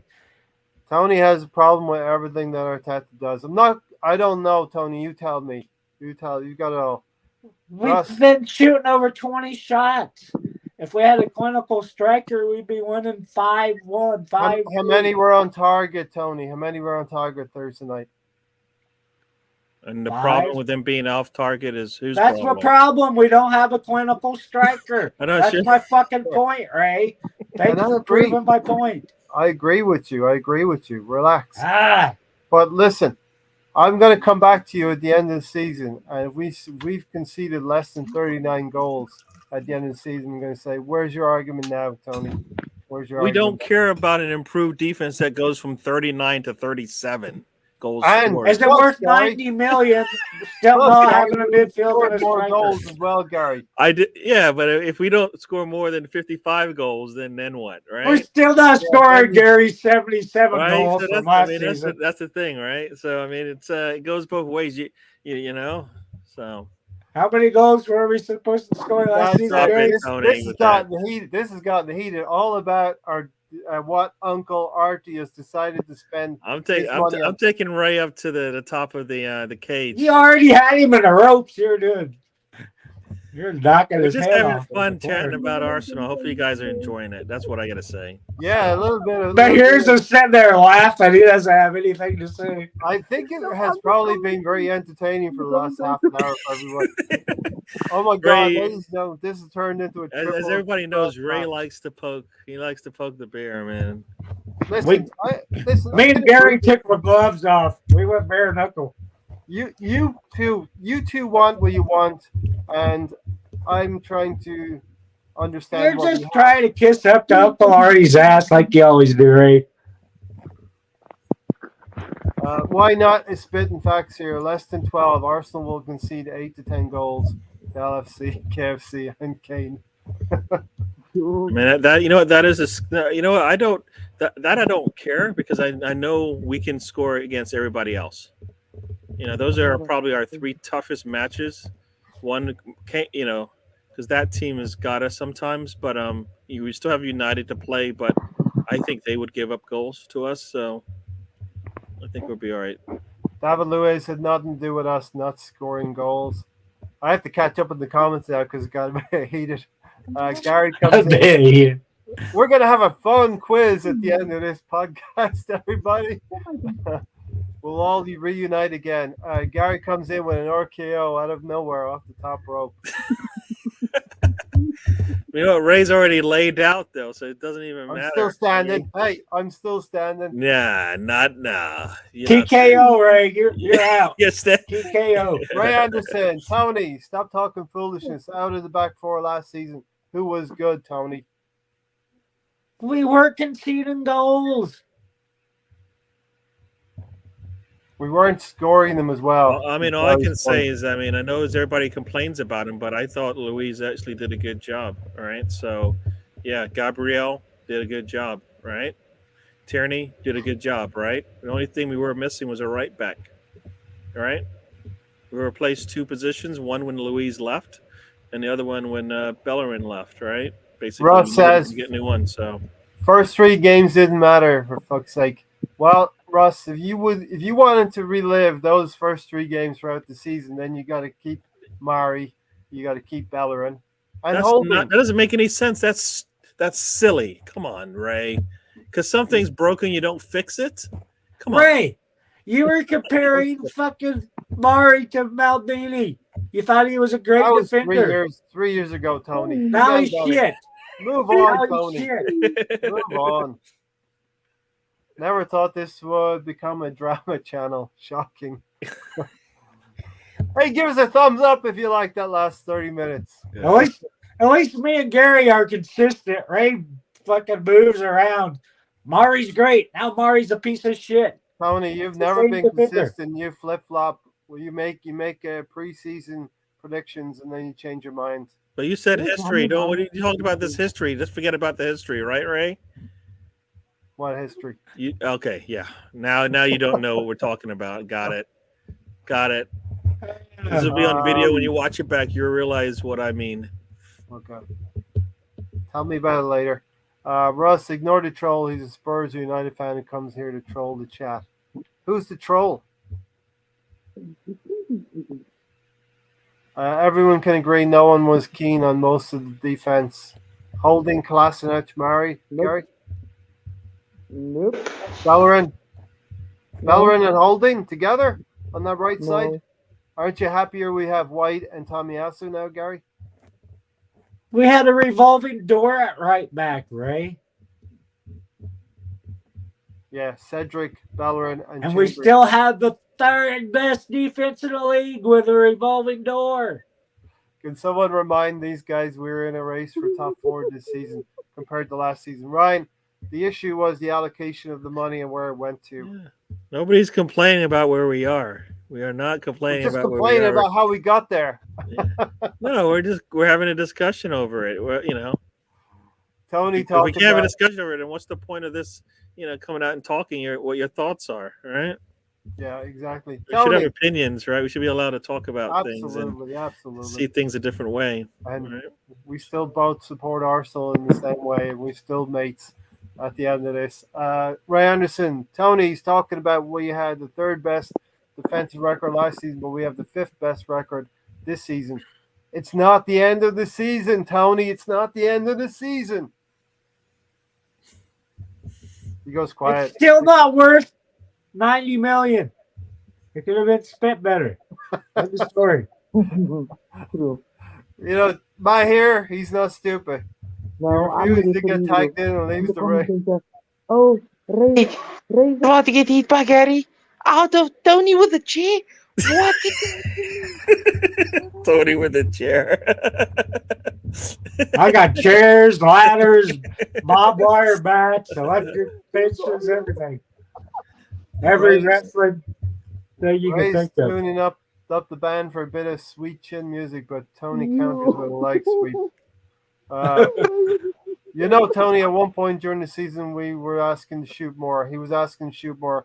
Now he's complaining about how many shots we have to take. I'm not complaining about how many shots we're taking. It's the point that none are going in. It takes 30 to get 2. Yeah, we have 5 shots on target. If we had a clinical striker, we'd be probably 2nd. I don't know what that means, really. We'd be fighting. What did Righty do? Fighting for the top 3. Oh, because Ian Wright was not confident about Arsenal hitting the top 4. I believe maybe that's what. Oh, is that his comments? Well, I mean, I think isn't we got Ian Wright right there. What are you talking saying about? The same thing, right? I see Ian Wright right now on the screen. Yeah. I see Ian Wright right there. Yeah, we got you. Wait, 3 times. Yep, loud and clear. Tony, I hope you're playing Kahoot a little bit later. My phone's in the other room, so you have to wait a second for me. All right. Last season, I was happy with Luis and Gabriel, and everyone remembers Mari and Holding kept clean sheets and won games. Now we have turned on all of them. That's Arteta tax. And that was after December 26th last season. Can I say something to you guys? Yes, there's something, your voice comes in and out. The volume comes in and out. Maybe I need to turn up my volume a bit. But basically what I was saying is that, you know what? Most of the players weren't good enough. I never rated Chambers. I never rated Pablo Mari and Bellerin. Well, Bellerin a long time ago. But not like now. Not like now, really and truly. And like Tony's saying, I agree with him. We need a clinical striker. I mean, you can't expect to score if you don't take the shot. Somebody was giving me advice yesterday on live. And he was saying, if you don't take shots, how do you expect to score? But we are taking shots.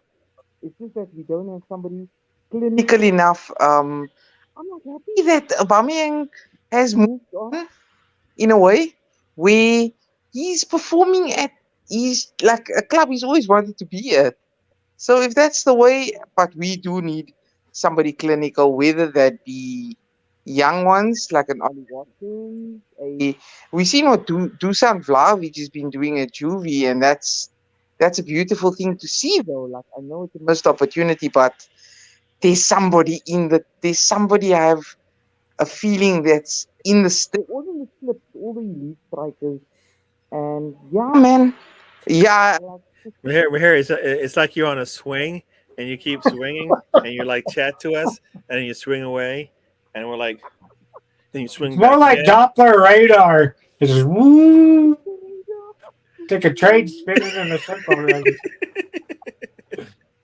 Why not? Because you guys can't hear me. You guys can't hear me, Yeah. so like. All right. Yeah, it Problem might with be my the volume. batteries But if I it's don't coming out know. of your head. If it's coming out of your pods, it could be the batteries are No, dying or I'm something. not actually wearing any pods at the moment.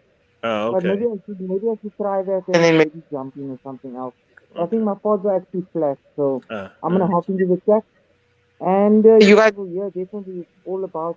I mean, even if you can hear me now, just the last thing I would like to say is how on earth did we win that game? I know I came in late, but basically I switched not switched to TV if I was watching a really bad stream.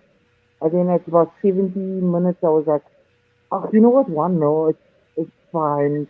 I'm disappointed in everything. I went to go put my niece and my nephew to bed. They're lying by me. I put them to sleep.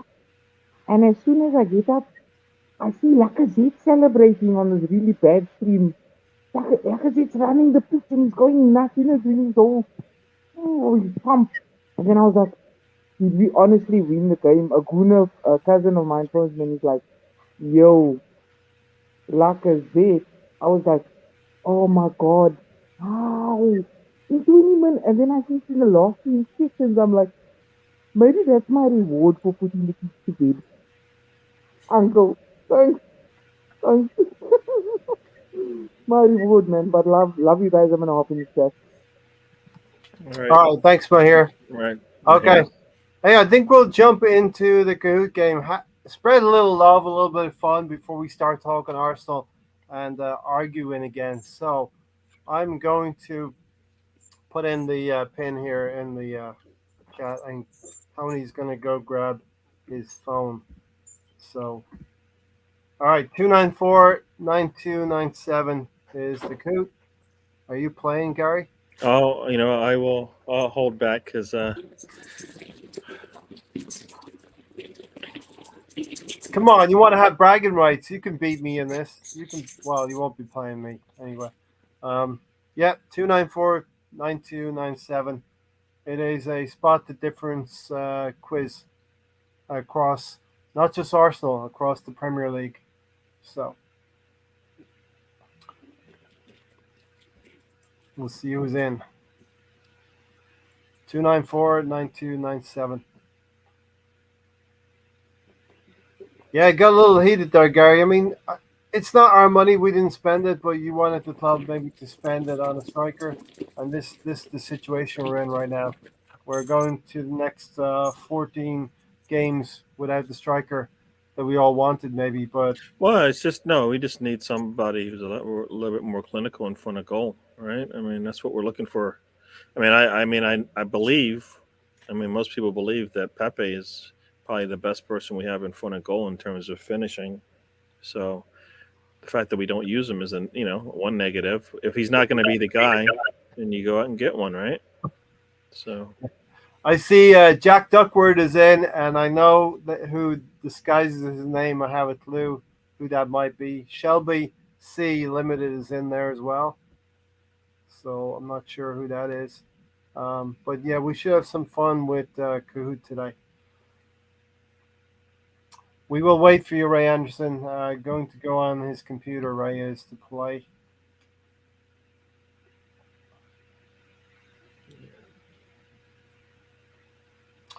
Gary, yesterday was good with Manchester United dropping points against Watford. Yeah, wait, say it again? Yesterday was a good day with Manchester United dropping points against Watford. Yes. No, definitely. It's always good to see those teams around us not getting all the points that they want. So, yeah, we'll take that. Right? We'll take it. So I was hoping West Ham would not win today because Okay, albeit with the win, they're gone above us on goal difference and points. We have 3 games in hand on West Ham, and we also have 3 games in hand on Manchester United, being 2 points behind. Yeah, yeah, but you know what? Like anything else, it doesn't. But I mean, we have 2 games to play out, so we'll see how that all pans out. You know, we keep winning our matches, we'll be fine. So we'll keep winning the matches we're supposed to win, we'll be fine. Why not sentiment? We're not going to agree. This is fine. So Exactly. as long as we can have We a good conversation about it, going back and forth. So yeah, listen. All fans want Arsenal to start winning trophies and to be better. Yeah, the FA Cup's nice, but we want to start competing in leagues. Uh, Gary and I were talking about the milestone of the top 4. We've got to reach that milestone season after season so we can be in the Champions League and potentially even dare I say win the Champions League within 5 to 10 years. yeah. There, I said it. Yeah. So and I was just see Sam's comment. Sam, it's all right. Ray's been bloodied enough. I don't think you coming in would help. It's already over. Fight is over. The bloodbath was over. Yeah. Yeah. So The ref called yeah. it. How many people do you have? Because I mean, I'll join if you. I got 6 people now, so we're Right. gonna have I'll 4 let maybe more. see if 2 more people come in. Otherwise, I will join. It's gonna be a fun one today. We got 12 questions. 12. Ray Anderson is gonna join us. How many of them are trick questions, Ray? It's Ray, Tony. Got the news said 2 strikers at least, 1 elite, and 3 top midfielders. Don't ask for much. Am I here? Ray Anderson's in. Hey Sam, what's up, big fella? I hear my brother. Hang on. Oh, Sam is going to join, and Mr. Tom, I don't know if he's going to be in here as well. Maybe he is. Sam Greenwood, we'll give you a minute or 2 more to join. We should get 10 people in here today. It'll be good.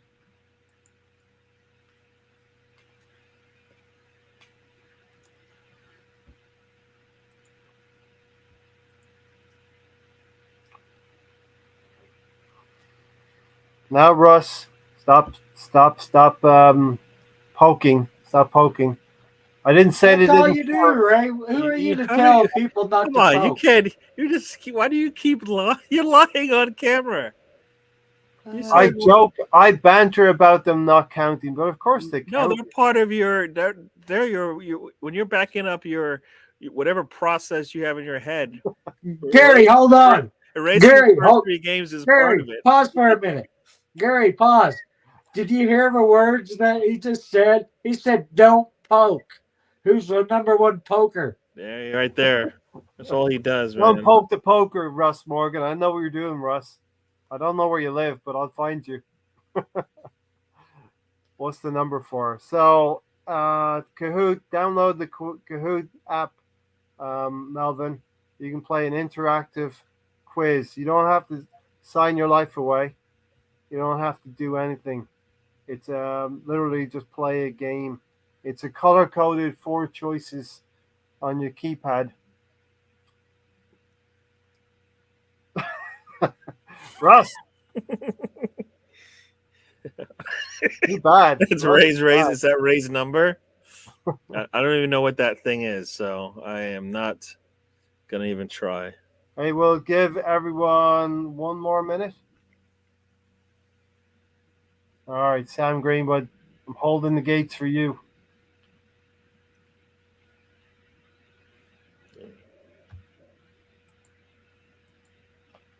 Hey, I think we'll have a little bit of chat about the teams around us, and then Bielsa a little bit.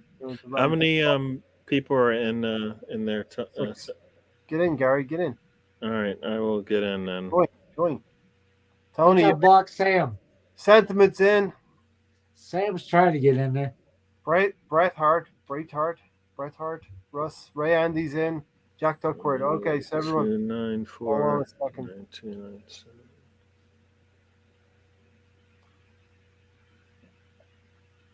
That number, yeah, no space in it. Ray Anderson, just straight. All right, so Looks like I'm in. So let's see if I get some. If I can get some better So better listen, I Wi-Fi today, or gotta better better take down. I 4G gotta or take down 5G. all the banners, right? I gotta take down all the banners here. Remember that? Here we go. Here we go. Ready? We're gonna start in a moment. I don't like Russ. Keeps bringing up stuff.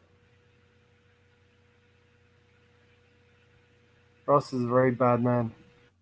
No, he's not. He's a lovely man. Be nice to him. Russ is not nice to 1, 2, 3, me. 4, 5, 6, 7, 8. We got 8 people. 2 more. Okay, we will start with. Listen, Melvin wants to come in. Is Melvin in yet? I don't All think right. he's in. Sam wants to come in. Does Sam No, get Sam in? says he's in. So 2 more. We'll wait for you, Melvin.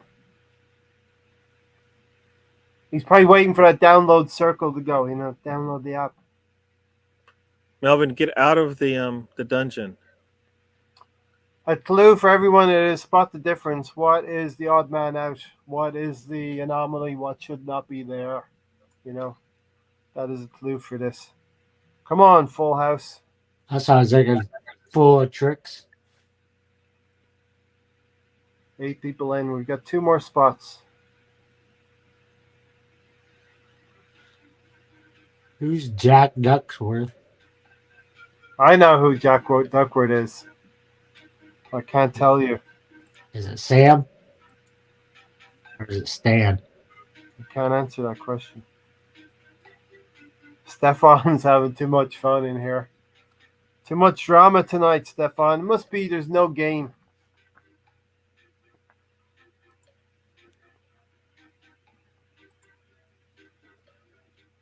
Okay, everybody, hold on for Melvin. Melvin's trying to get in. Can you kill the fucking music until we get there? I do it for you. Yeah, you do the fucking final countdown. You do this music. Mr. Tom's in.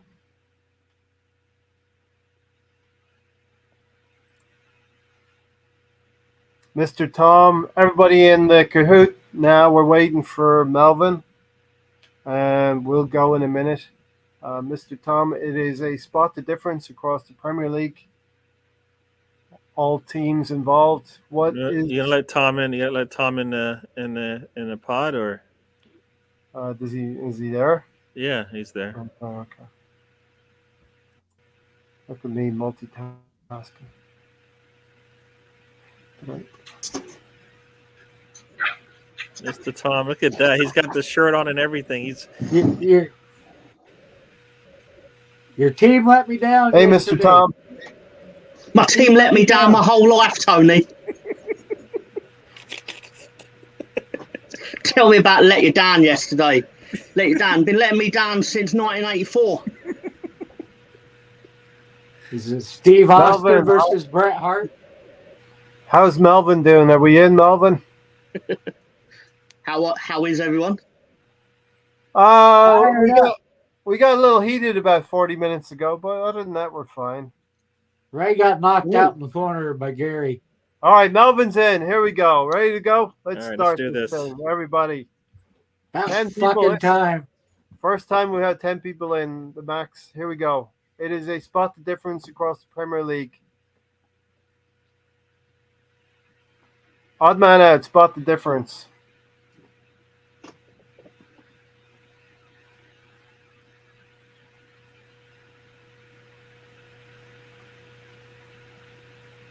All right, spot the difference between Paul Pogba, Ruben Neves, Raheem Sterling, or Thomas Partey.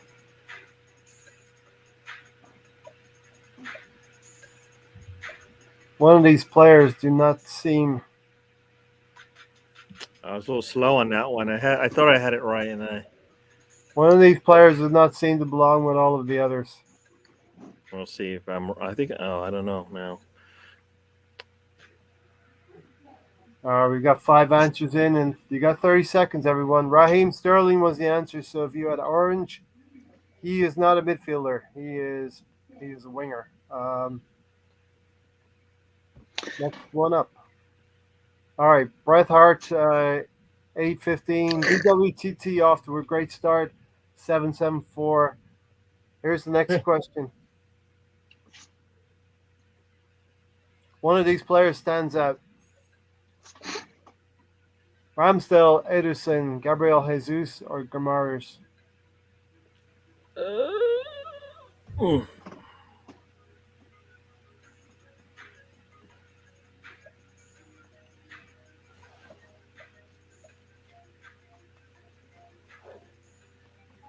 Eight seconds. Get your answer in. Why so much time? 5 correct answers. Aaron Ramsdale, because the other 3 are what? Brazilians, right? Mm-hmm. Okay. 5 correct answers. Wow. Mr. Tom said Ray went and got a Brazilian. DWTT in the lead. You don't want to be out too early, Gary. I know So- exactly. That's why I'm a little Yeah. like. There's no. I'm gonna mess up at some point, and then it's gonna be all over. But at the moment, I'm currently on 0 for 2, so going strong. Third one. Spot the odd man out. Mikel Arteta, Chris Kavanagh, Thomas Tuchel, Jurgen Klopp. Sam said this quiz is awful. I spent time on this, Sam. They're all awful, Sam. The truth is out there, says, which one is she? Scully. Chris Kavanagh, correct answer. Somebody picked Arteta. That's great.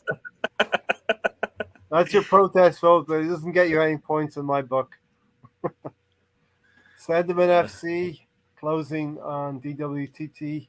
Jack Duckworth 5th, Shelby 4th, Ray Andy 3rd. I got that one right, Riddy. Good Nice job. one. Spot the difference or maybe wing it. Sadio Mane, Bukayo Saka, Ben Chilwell, Riyad Mahrez. Oh my gosh. Clues in the question, Gary. Spot the difference or maybe wing it. Sadio Mane, Bukayo Saka, Riyad Mahrez. I think I screwed up, but we'll see. 8 correct Oh, wait. answers. Ben You're Chilwell. saying I got it right. Yeah, it's Chilwell. Yeah. I screwed up here. Closing up Yeah, on you, brother. Barry. Sentiment and Ray Andy and Shelby. This is a close game. There's 12 totals. I think there's I another, think I'm in trouble here. another 8 to go. Manage your expectations. I want to speak to the manager. Graham Potter, Bruno Lage, Roy Hodgson, Stephen Gerrard. Spot the difference.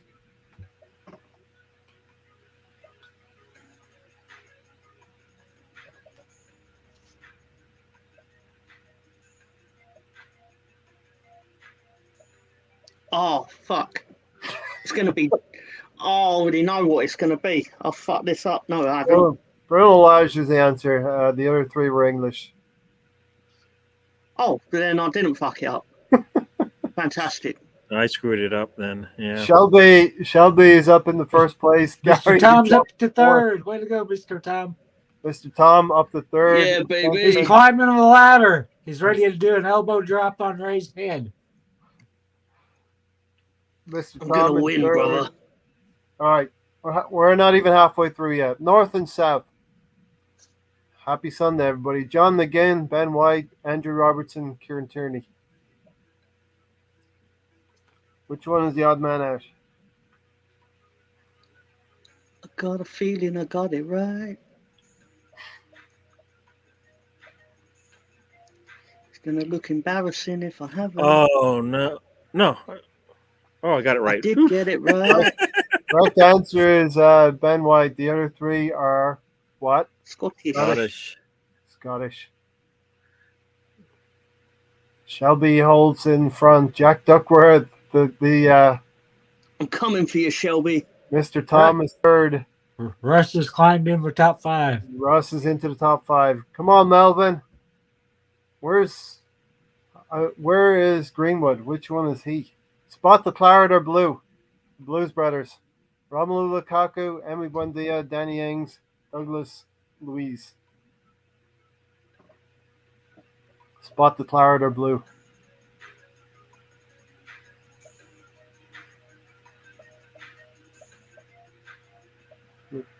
5 correct answers of Lukaku. The other 3 are Aston Villa players. Got to have an Emmy Buendia there somewhere, Tony. Mr. Tom in the lead. Gary is second. Russ third. Sentiment fourth. Shelby fifth. I think Shelby C could be Riddy. Riddy, you got some competition now. 5 left. Who does not blow bubbles? Jared Bowen, Danny Welbeck, Michael Antonio, Manuel Lanzini. Who does not blow? I don't even know. I'm guessing. I don't so. even know what the fuck this is. Sam does not like this quiz. This is your worst one, Ray. I'm guessing here. Oh, yeah, I did. Danny yeah. Welbeck is blowing bubbles, West Ham. Jared Bowen, Antonio Lanzini are West Ham players. I don't know what that means, so yeah, I'm bad. Get out of the top 5. Ay. You've dropped. Mr. Tom has a pretty good lead now. Russ and I've got Sentiment. an answer streak of 6 currently. Did you still raise Menudo notebook? Leeds have to win. Leeds have to be good at something, Mr. Tom. So I'll come get on. Bielsa his job back if I win. Yeah. 4 left. A question in nature. Wolves, Norwich, Brighton, Newcastle. This might be the most cryptic one. Wolves, Norwich, Brighton. It's not that cryptic. I don't know. I'm guessing here. Murray, you need to concentrate like you're the 3rd best defense in the league. Come on. What? Your defensive concentration has gone out the window, Gary. Yep. 3 correct answers. Wolves. The other 3 are What? The Canaries, the Seagulls, or the Magpies. They're birds. Fuck it. Wolves are not birds, right?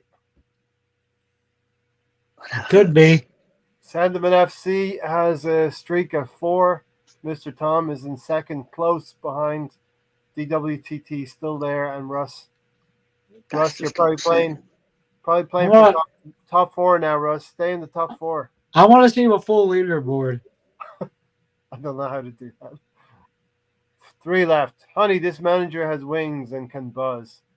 Bruno Lage, Thomas Frank, David Moyes, Mikel Arteta. Honey, this manager has wings and can buzz. Sam, don't take phone calls. I don't even know. What are you doing? I'm guessing here again. I don't know why I'm guessing. Stupid. Your knowledge of the Premier League is not good, Gary. No. Brentford are the bees. Yes. Brentford Bees. Oh, I got it right. From a guess. Mr. Tom is back. Yeah, baby. Sentiment has the streak of 5. It's probably between Sentiment FC and Mr. Tom right now. Can this one hurry up? This one sucks ass, Ray. Russ has dropped out of the top 4. Come on, Russ. I agree. Not Arsenal through and through. Freddie Lundberg, Mikel Arteta, Eddie Howe, Unai Emery. Not Arsenal through and through.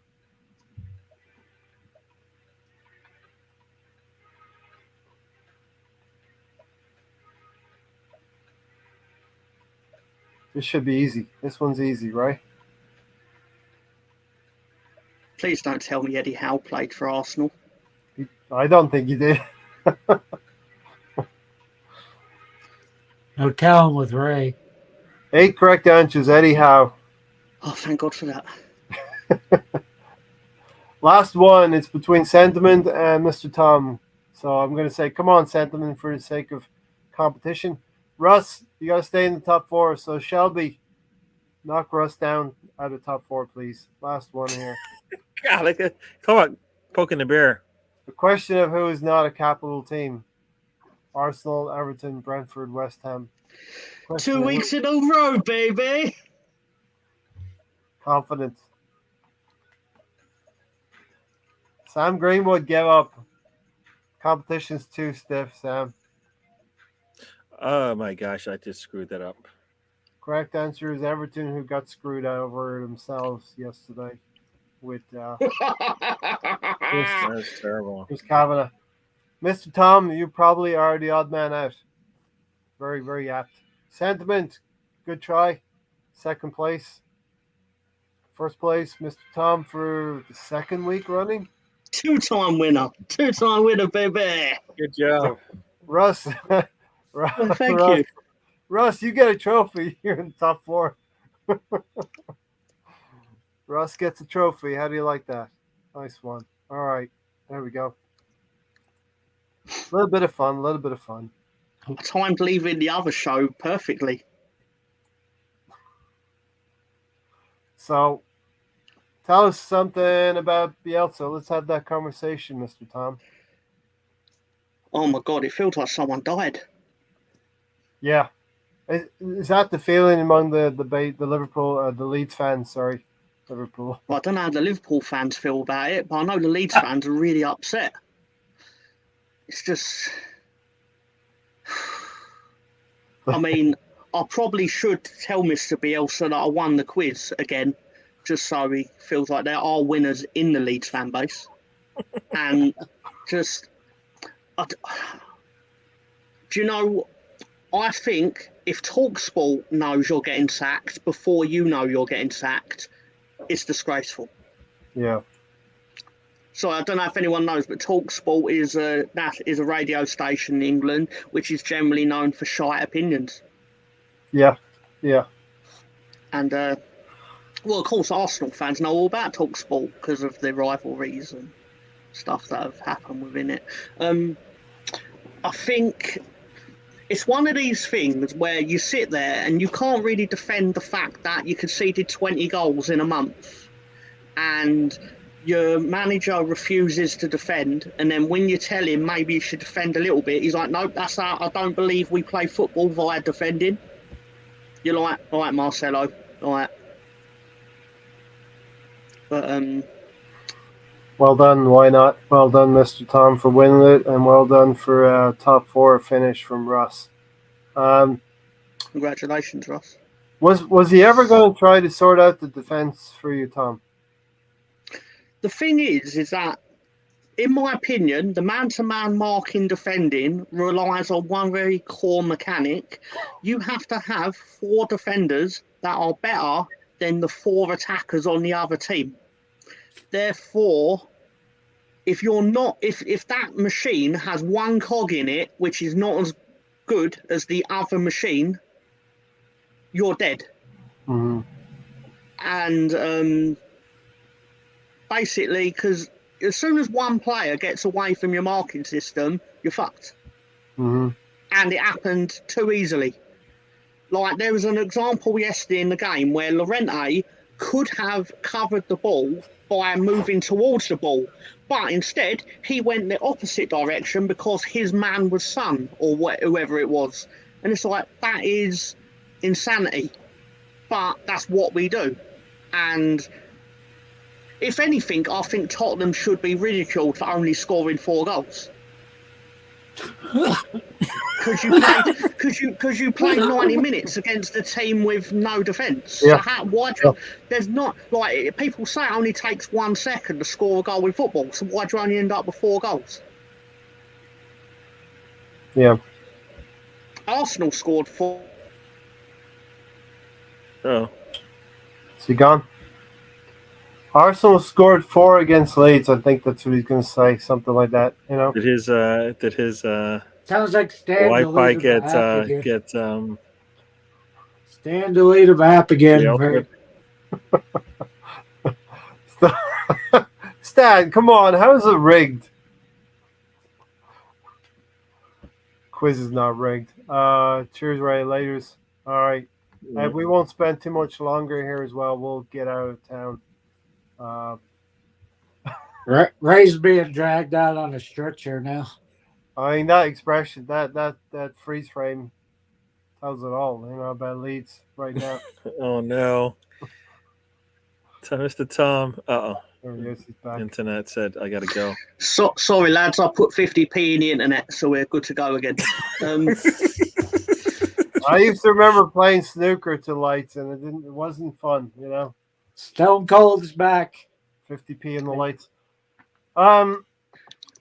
So It's just I know really a little bit upsetting. about Jesse March is mooted to maybe come in if that's a done deal already. I don't know, but formerly Leipzig and RB Salzburg manager. All I can tell you about Mr. Marsh is I hope we've got Leicester next, so I hope he has watched their last 412 games twice, because that's what Mr. Bielsa would have done. Interesting. What's Unacceptable. Unacceptable? I'll tell you this. I watched the Leeds documentary, the Amazon one. You wouldn't have seen it, obviously, being Arsenal fans, but it was a bit like watching. It's like if someone's wife left them and then they're sat watching the wedding video, and they're crying the whole way through it. It was sad. It's very sad. Yeah. Sorry. We can't underestimate the feelings the Leeds fans would have had for Bielsa getting you up out of the Championship and into the Premier League, right? Yeah. Our first trophy in 30 years. Like we say, it's only the Championship. But if you're in the Championship, that's what you're aspiring to win. But ultimately, it's easy for us, I'm upset that our chairman, who has the financial stake in the situation, so obviously he thinks about it a bit differently to what we do, is sat there and he's got to make a decision, etc. But I still keep the perspective of 4 years ago, that man lowered himself to be our manager because his standing in the world of football was a lot higher than our standing in the world of football at the time. Yeah. And I've said this on to Lolo and got told, I think you're being a bit harsh by saying he lowered himself. I was like, we were in the champion. We finished 13th in the Championship. Yeah. When he joined, you were not probably not one of the better teams that he could have gone to. You know, we were a shambles of a club, and I feel like we're behaving a bit like it today. But Mr. Tom, why not said Leeds board should have backed Bielsa like our board supposedly backed the child manager of Arteta, Gunnar Solskjaer.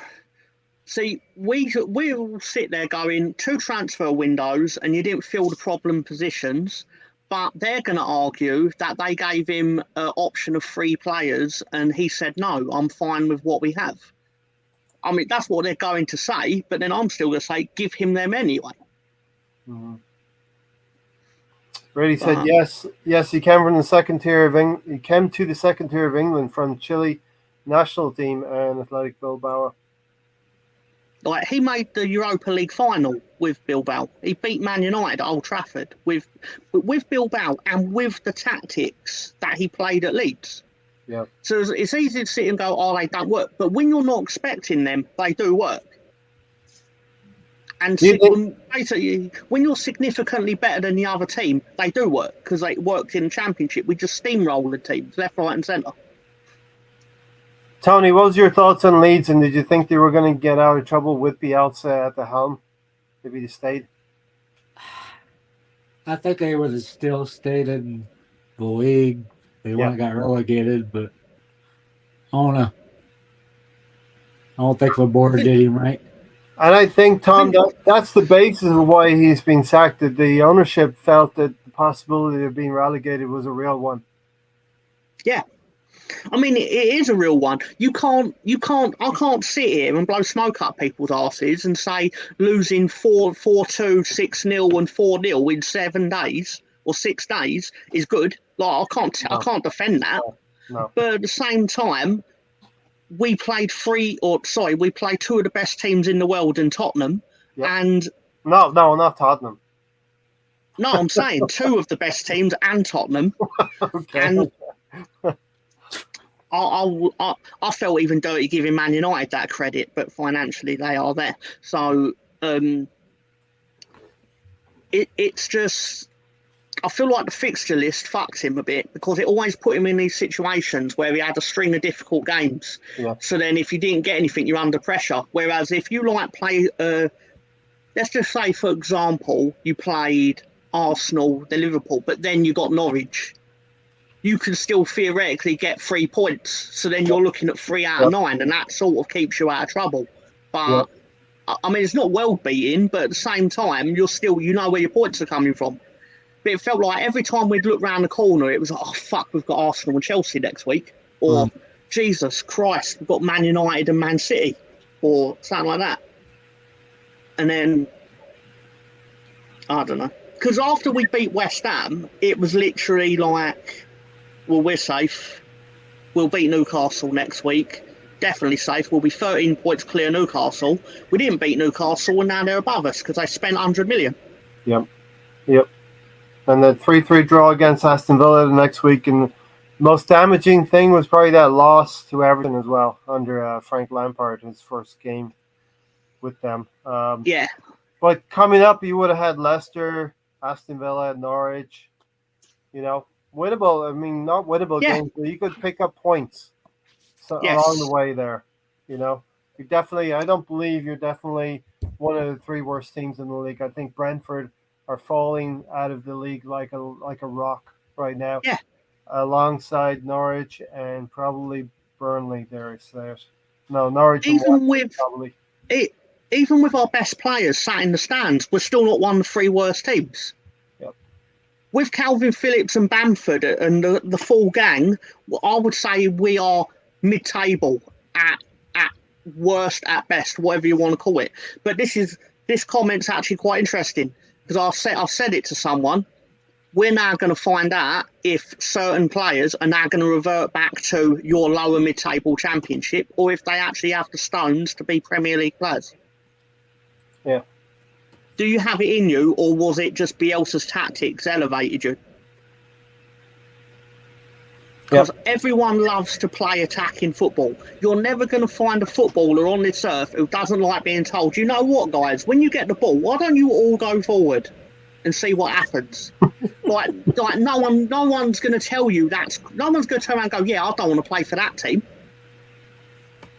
Yeah. It's when you're being told, guys, we're going to play 2 banks of 4 in the defence and you're just going to get peppered for 90 minutes. It's like who in the world sits there and goes, you know what, when I grow up, I can't wait to play for Norwich. Yeah, up and down yo-yo club. Why not said Leeds still have championship players. Some players are no more than that, good or bad championship players. But I do think Jesse Marsch will institute. He will take the good elements of your Leeds team going forward, but he'll also put some defensive stability at the back as well with what he has. Now, I don't know, Marsch, is he considered one of the best U.S. managers in the world? Like a little bit like Arteta, one of the up and coming coaches. He's not up and coming though. He's tried this before. Yeah, but isn't being considered one of the best US managers in the world being a lot like being considered the nicest guy in prison?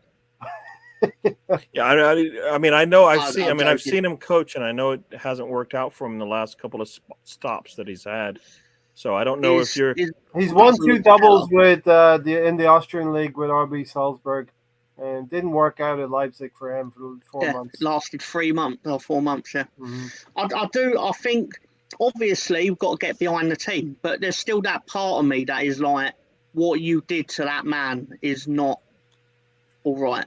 Yeah. Like we don't want to be that club that is literally like, yeah, but what have you done for me lately, sort of thing.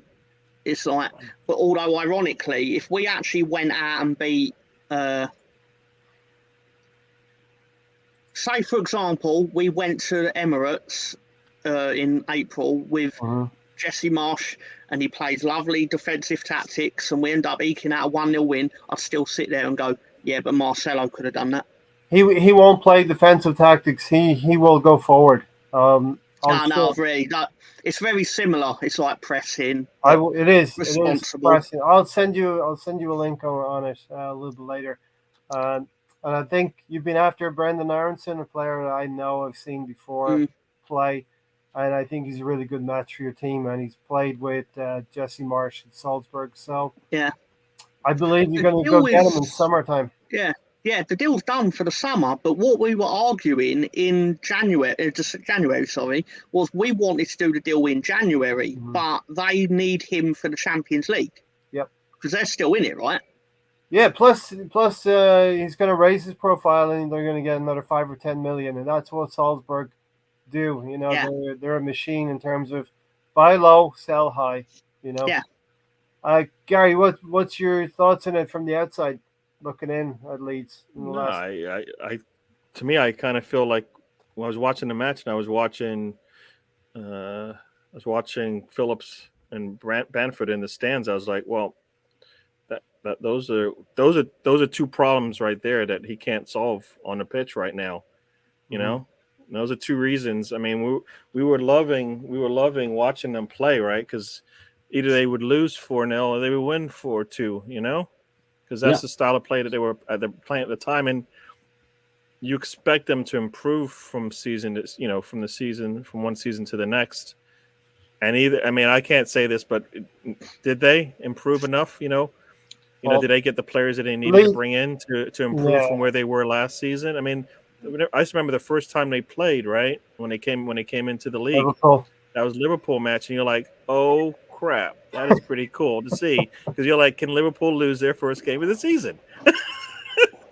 And the game, they kind of let them back in. Liverpool was able to steal a game, but for that entire season, it was like, oh man, you know what? If you look at something like that, you go, all right, I know they're gonna have problems maybe defending, but they got the offense down. Can we improve something? Either the defense gets better or you get better offensive players. Pick one of the two. Let's move down that road, and then we'll have an identity. This year, they've gotten worse on both, because one, I think it's more the depth than anything, right? They just don't have a players to manage a system, manage a season in the Premier League, and this is what it looks like. You look poor. So Marsh comes in, right? And if Phillips and Bamford aren't playing, does it really matter? Or are you going to see something different? Yeah. Tom, you're a flip flopper. 10 players in the box, maybe, right? But so at some point, you're going to have to come out. Leeds are at that profile of a champions club who comes up to the Premier League first season, goes great guns. Like, you're either, as a promoted side, you either do really well in the Premier League or you get relegated. Again, it's kind of one or the other. You don't really just about save yourself from relegation. The second Seventh is really well. Yeah, you finished 9th last season. So the second season really has always been the problem for promoted teams that have done well, to establish yourself back in the league. And yes, the American owner got a little bit jittery here coming into March, Tom. I think so as well. As I just changed this banner from Arsenal fan base to just fan base, and winning kind of cures all, Tom. If Leeds had a kinder schedule in the last few fixtures, gotten a win here, a win and a loss, it would have kept them going and kept Bielsa away from being sacked. You got to keep in mind, he had this really weird cult thing about him that really suited us as a club, because he was mental, basically. He lived above a sweet shop.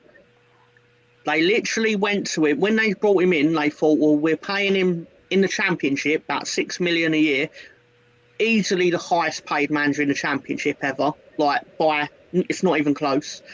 And they were like, so we'll put you up in a hotel for a few weeks, like a 5-star hotel, before we can find the same. He went, why? Can't you just find me a room near the training ground? And they were like, okay.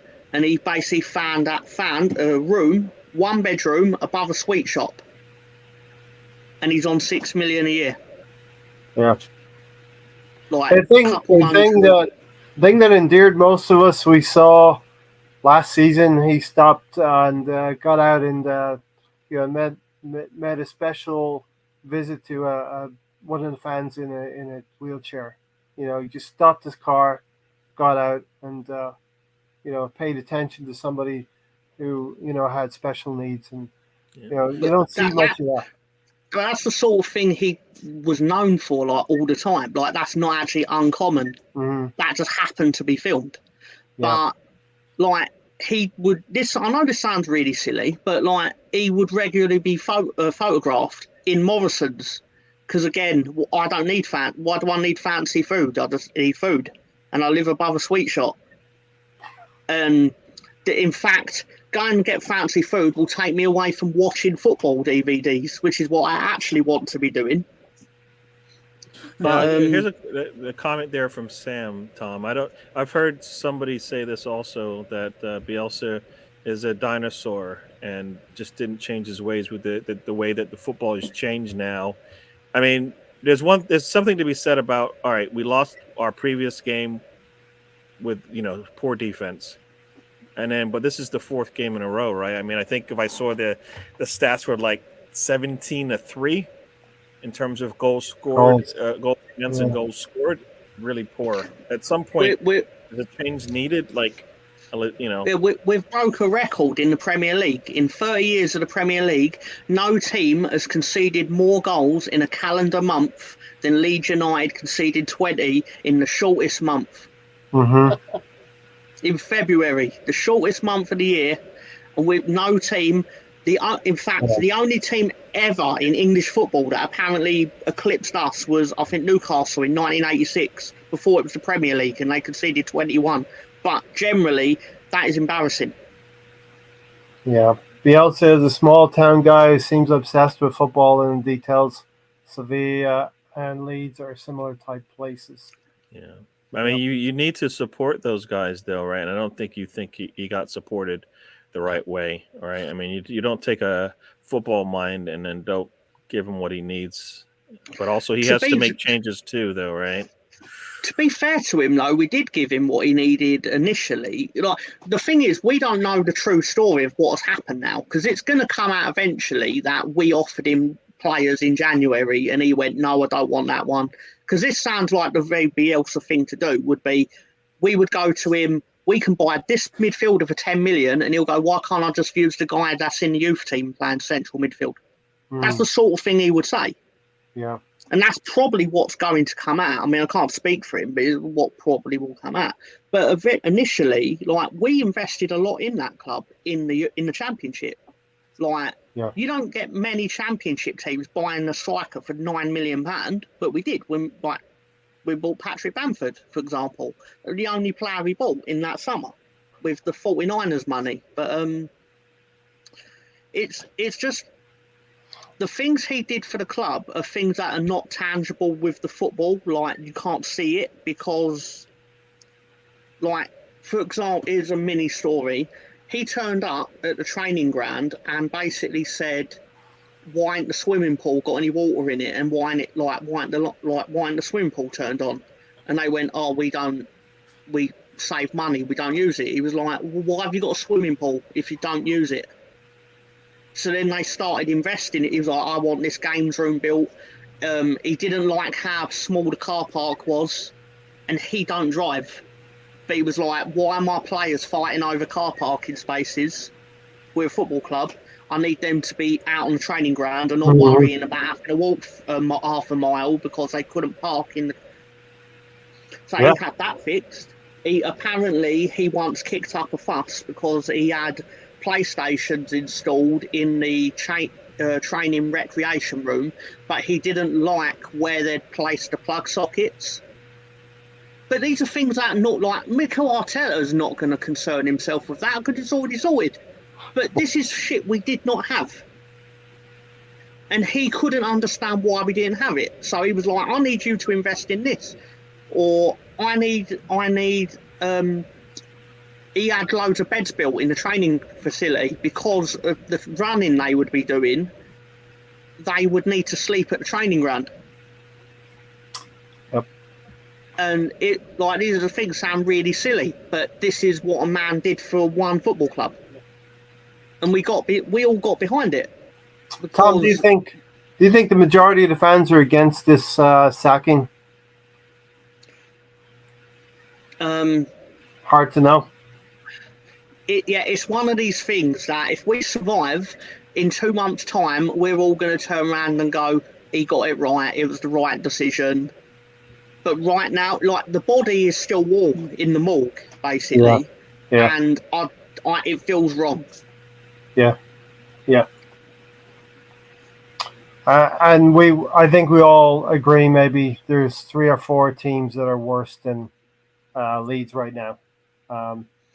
Definitely. Yeah, well, I hope, like, based on me knowing what my team can do, definitely. But the way it's going, no.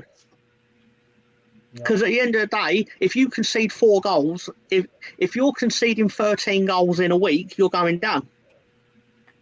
Unless you fix it. Taking yesterday's game into account, do you think Leeds could have scored 3 goals of their own, at least? Well, we missed 1 open goal, which just basically sums up how things are going. Yep. The reality is our style of football relies on you having a high percentage of converting chances. And if you don't, you're going to lose. Hard to You know. almost have to, yeah. You think you would have been I'm sorry. sacked if you lost 4-3 yesterday? Hard to know that question. Answer that question. It is. I think if we'd have lost 1-0, 1-0, 1-0, it'd have been because of the nature that you're not getting battered by the top teams, it's assumed you're going to get the results against the worse teams. Yeah. That 6-0 against Liverpool was damaging as well. Yeah. I mean, I think it's the whole month, right? It's not. I mean, you can't. Yeah, I mean that one is probably the last straw, but that was probably going to happen. That could have happened anyways.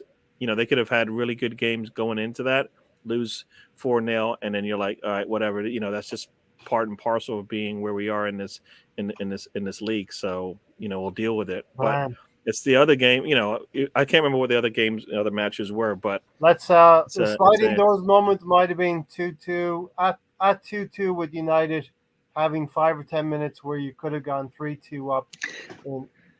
It's like, I think I said it on here last week. When it went 2-2, we had a 5-10 minute window where if we needed to score again, or it was going to play out with Man United grinding a goal out. Yeah, and they did. In the pouring rain coming down. What's next for Bielsa, do you think? It's one of these things where you sit there and think, well, he's obviously going to go home for the first time in 4 years, and he's probably going to sit out on, like, when he left, I think it was Chile, I could be wrong, he lived like a monk, and Pep Guardiola had to seek him out and things like that. So, yeah, and I don't know, because he's clearly the sort of person that sounds like something that would have actually happened, Stan. He comes across as the sort of person I think he'll sit home for a week and then be like, right, what's my next job? Yeah. Or he'll sit home for 3 years and it'll take someone tempting him out of exile. Well, wherever he sits, there'll be a bucket that he can sit on, right? Because that's kind of how we'll remember him, hunkered down like that. It was really sad. I saw a photo of the bucket and no one sat on it. And to me, that was when it really hit. It's like, well, we're never going to see this man again, are we? Because the bucket, when it first appeared, was just so weird and surreal. It was like, wait, what's this man sitting on a bucket for?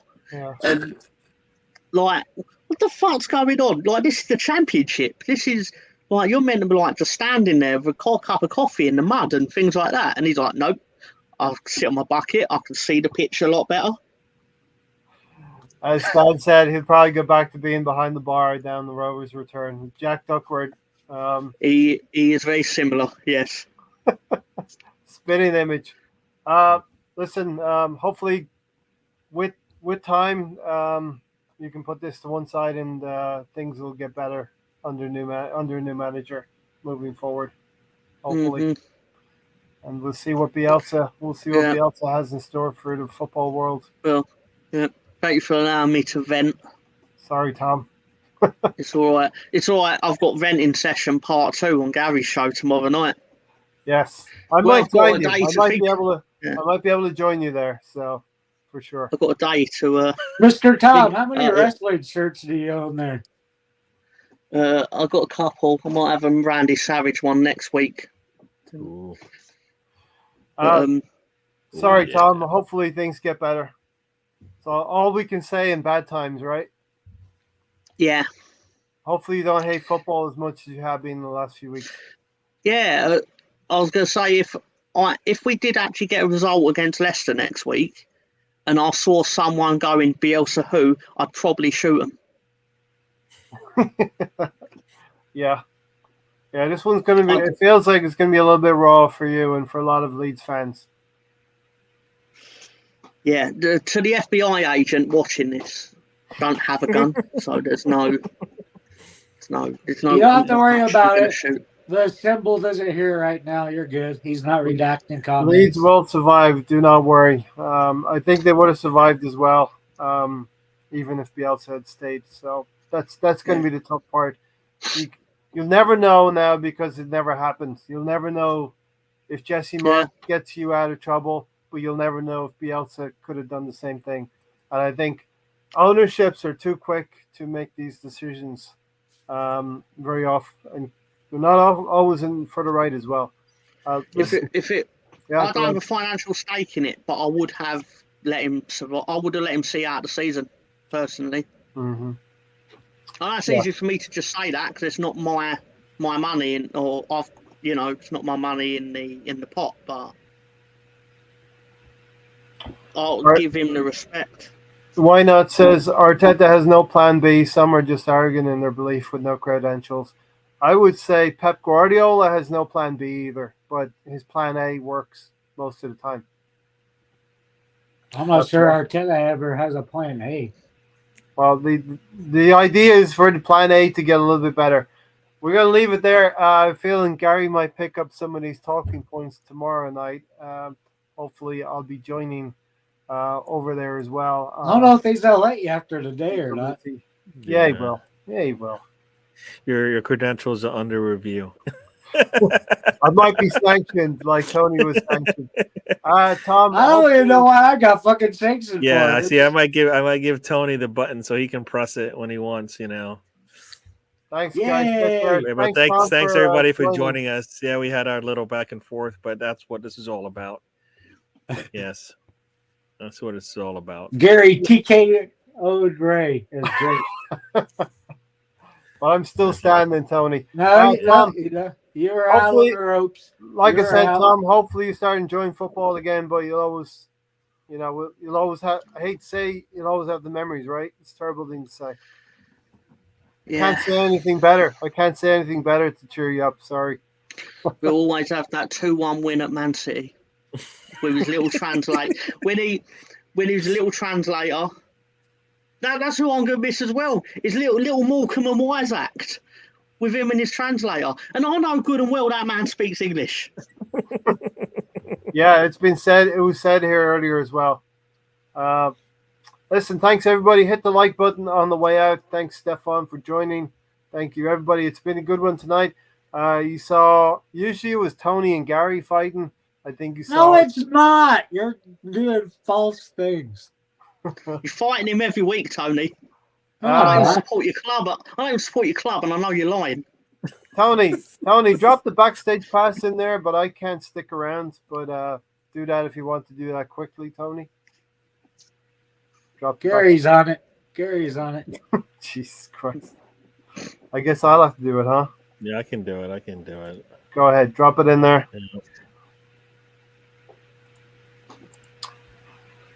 We will be back Thursday night for another show. We don't have any Arsenal games, so we'll likely be just arguing amongst ourselves. Pick any two pairings for the next fight that you want to see. I'll be crying in the comment section. Yeah, by that time, your new shiny Leeds manager will be in place, probably. Yeah. If they let him in the country, right? Huh? If they let him in the country. If they let him in the country. Yeah, your next game is the first game next Saturday, Tom. Oh, no. Yep. That means Oh, everybody no, will be lunchtime. watching, right? Lunchtime kickoff. Oh no, I'll be working while it's on, which means I'll have it blaring right in front of me. I won't be able to avoid it. Ooh. Like I said, we've got to get out of here. I got to get out of here. A lot like Fergus earlier. I got to go. Yeah. Take care, everyone. No. Enjoy your in-laws, Everybody, see ya. We'll see you next time. Thanks, Tom. Better times ahead, hopefully. Yep. Mind your Thank you, P's sir. and Q's this time, Ray. You've been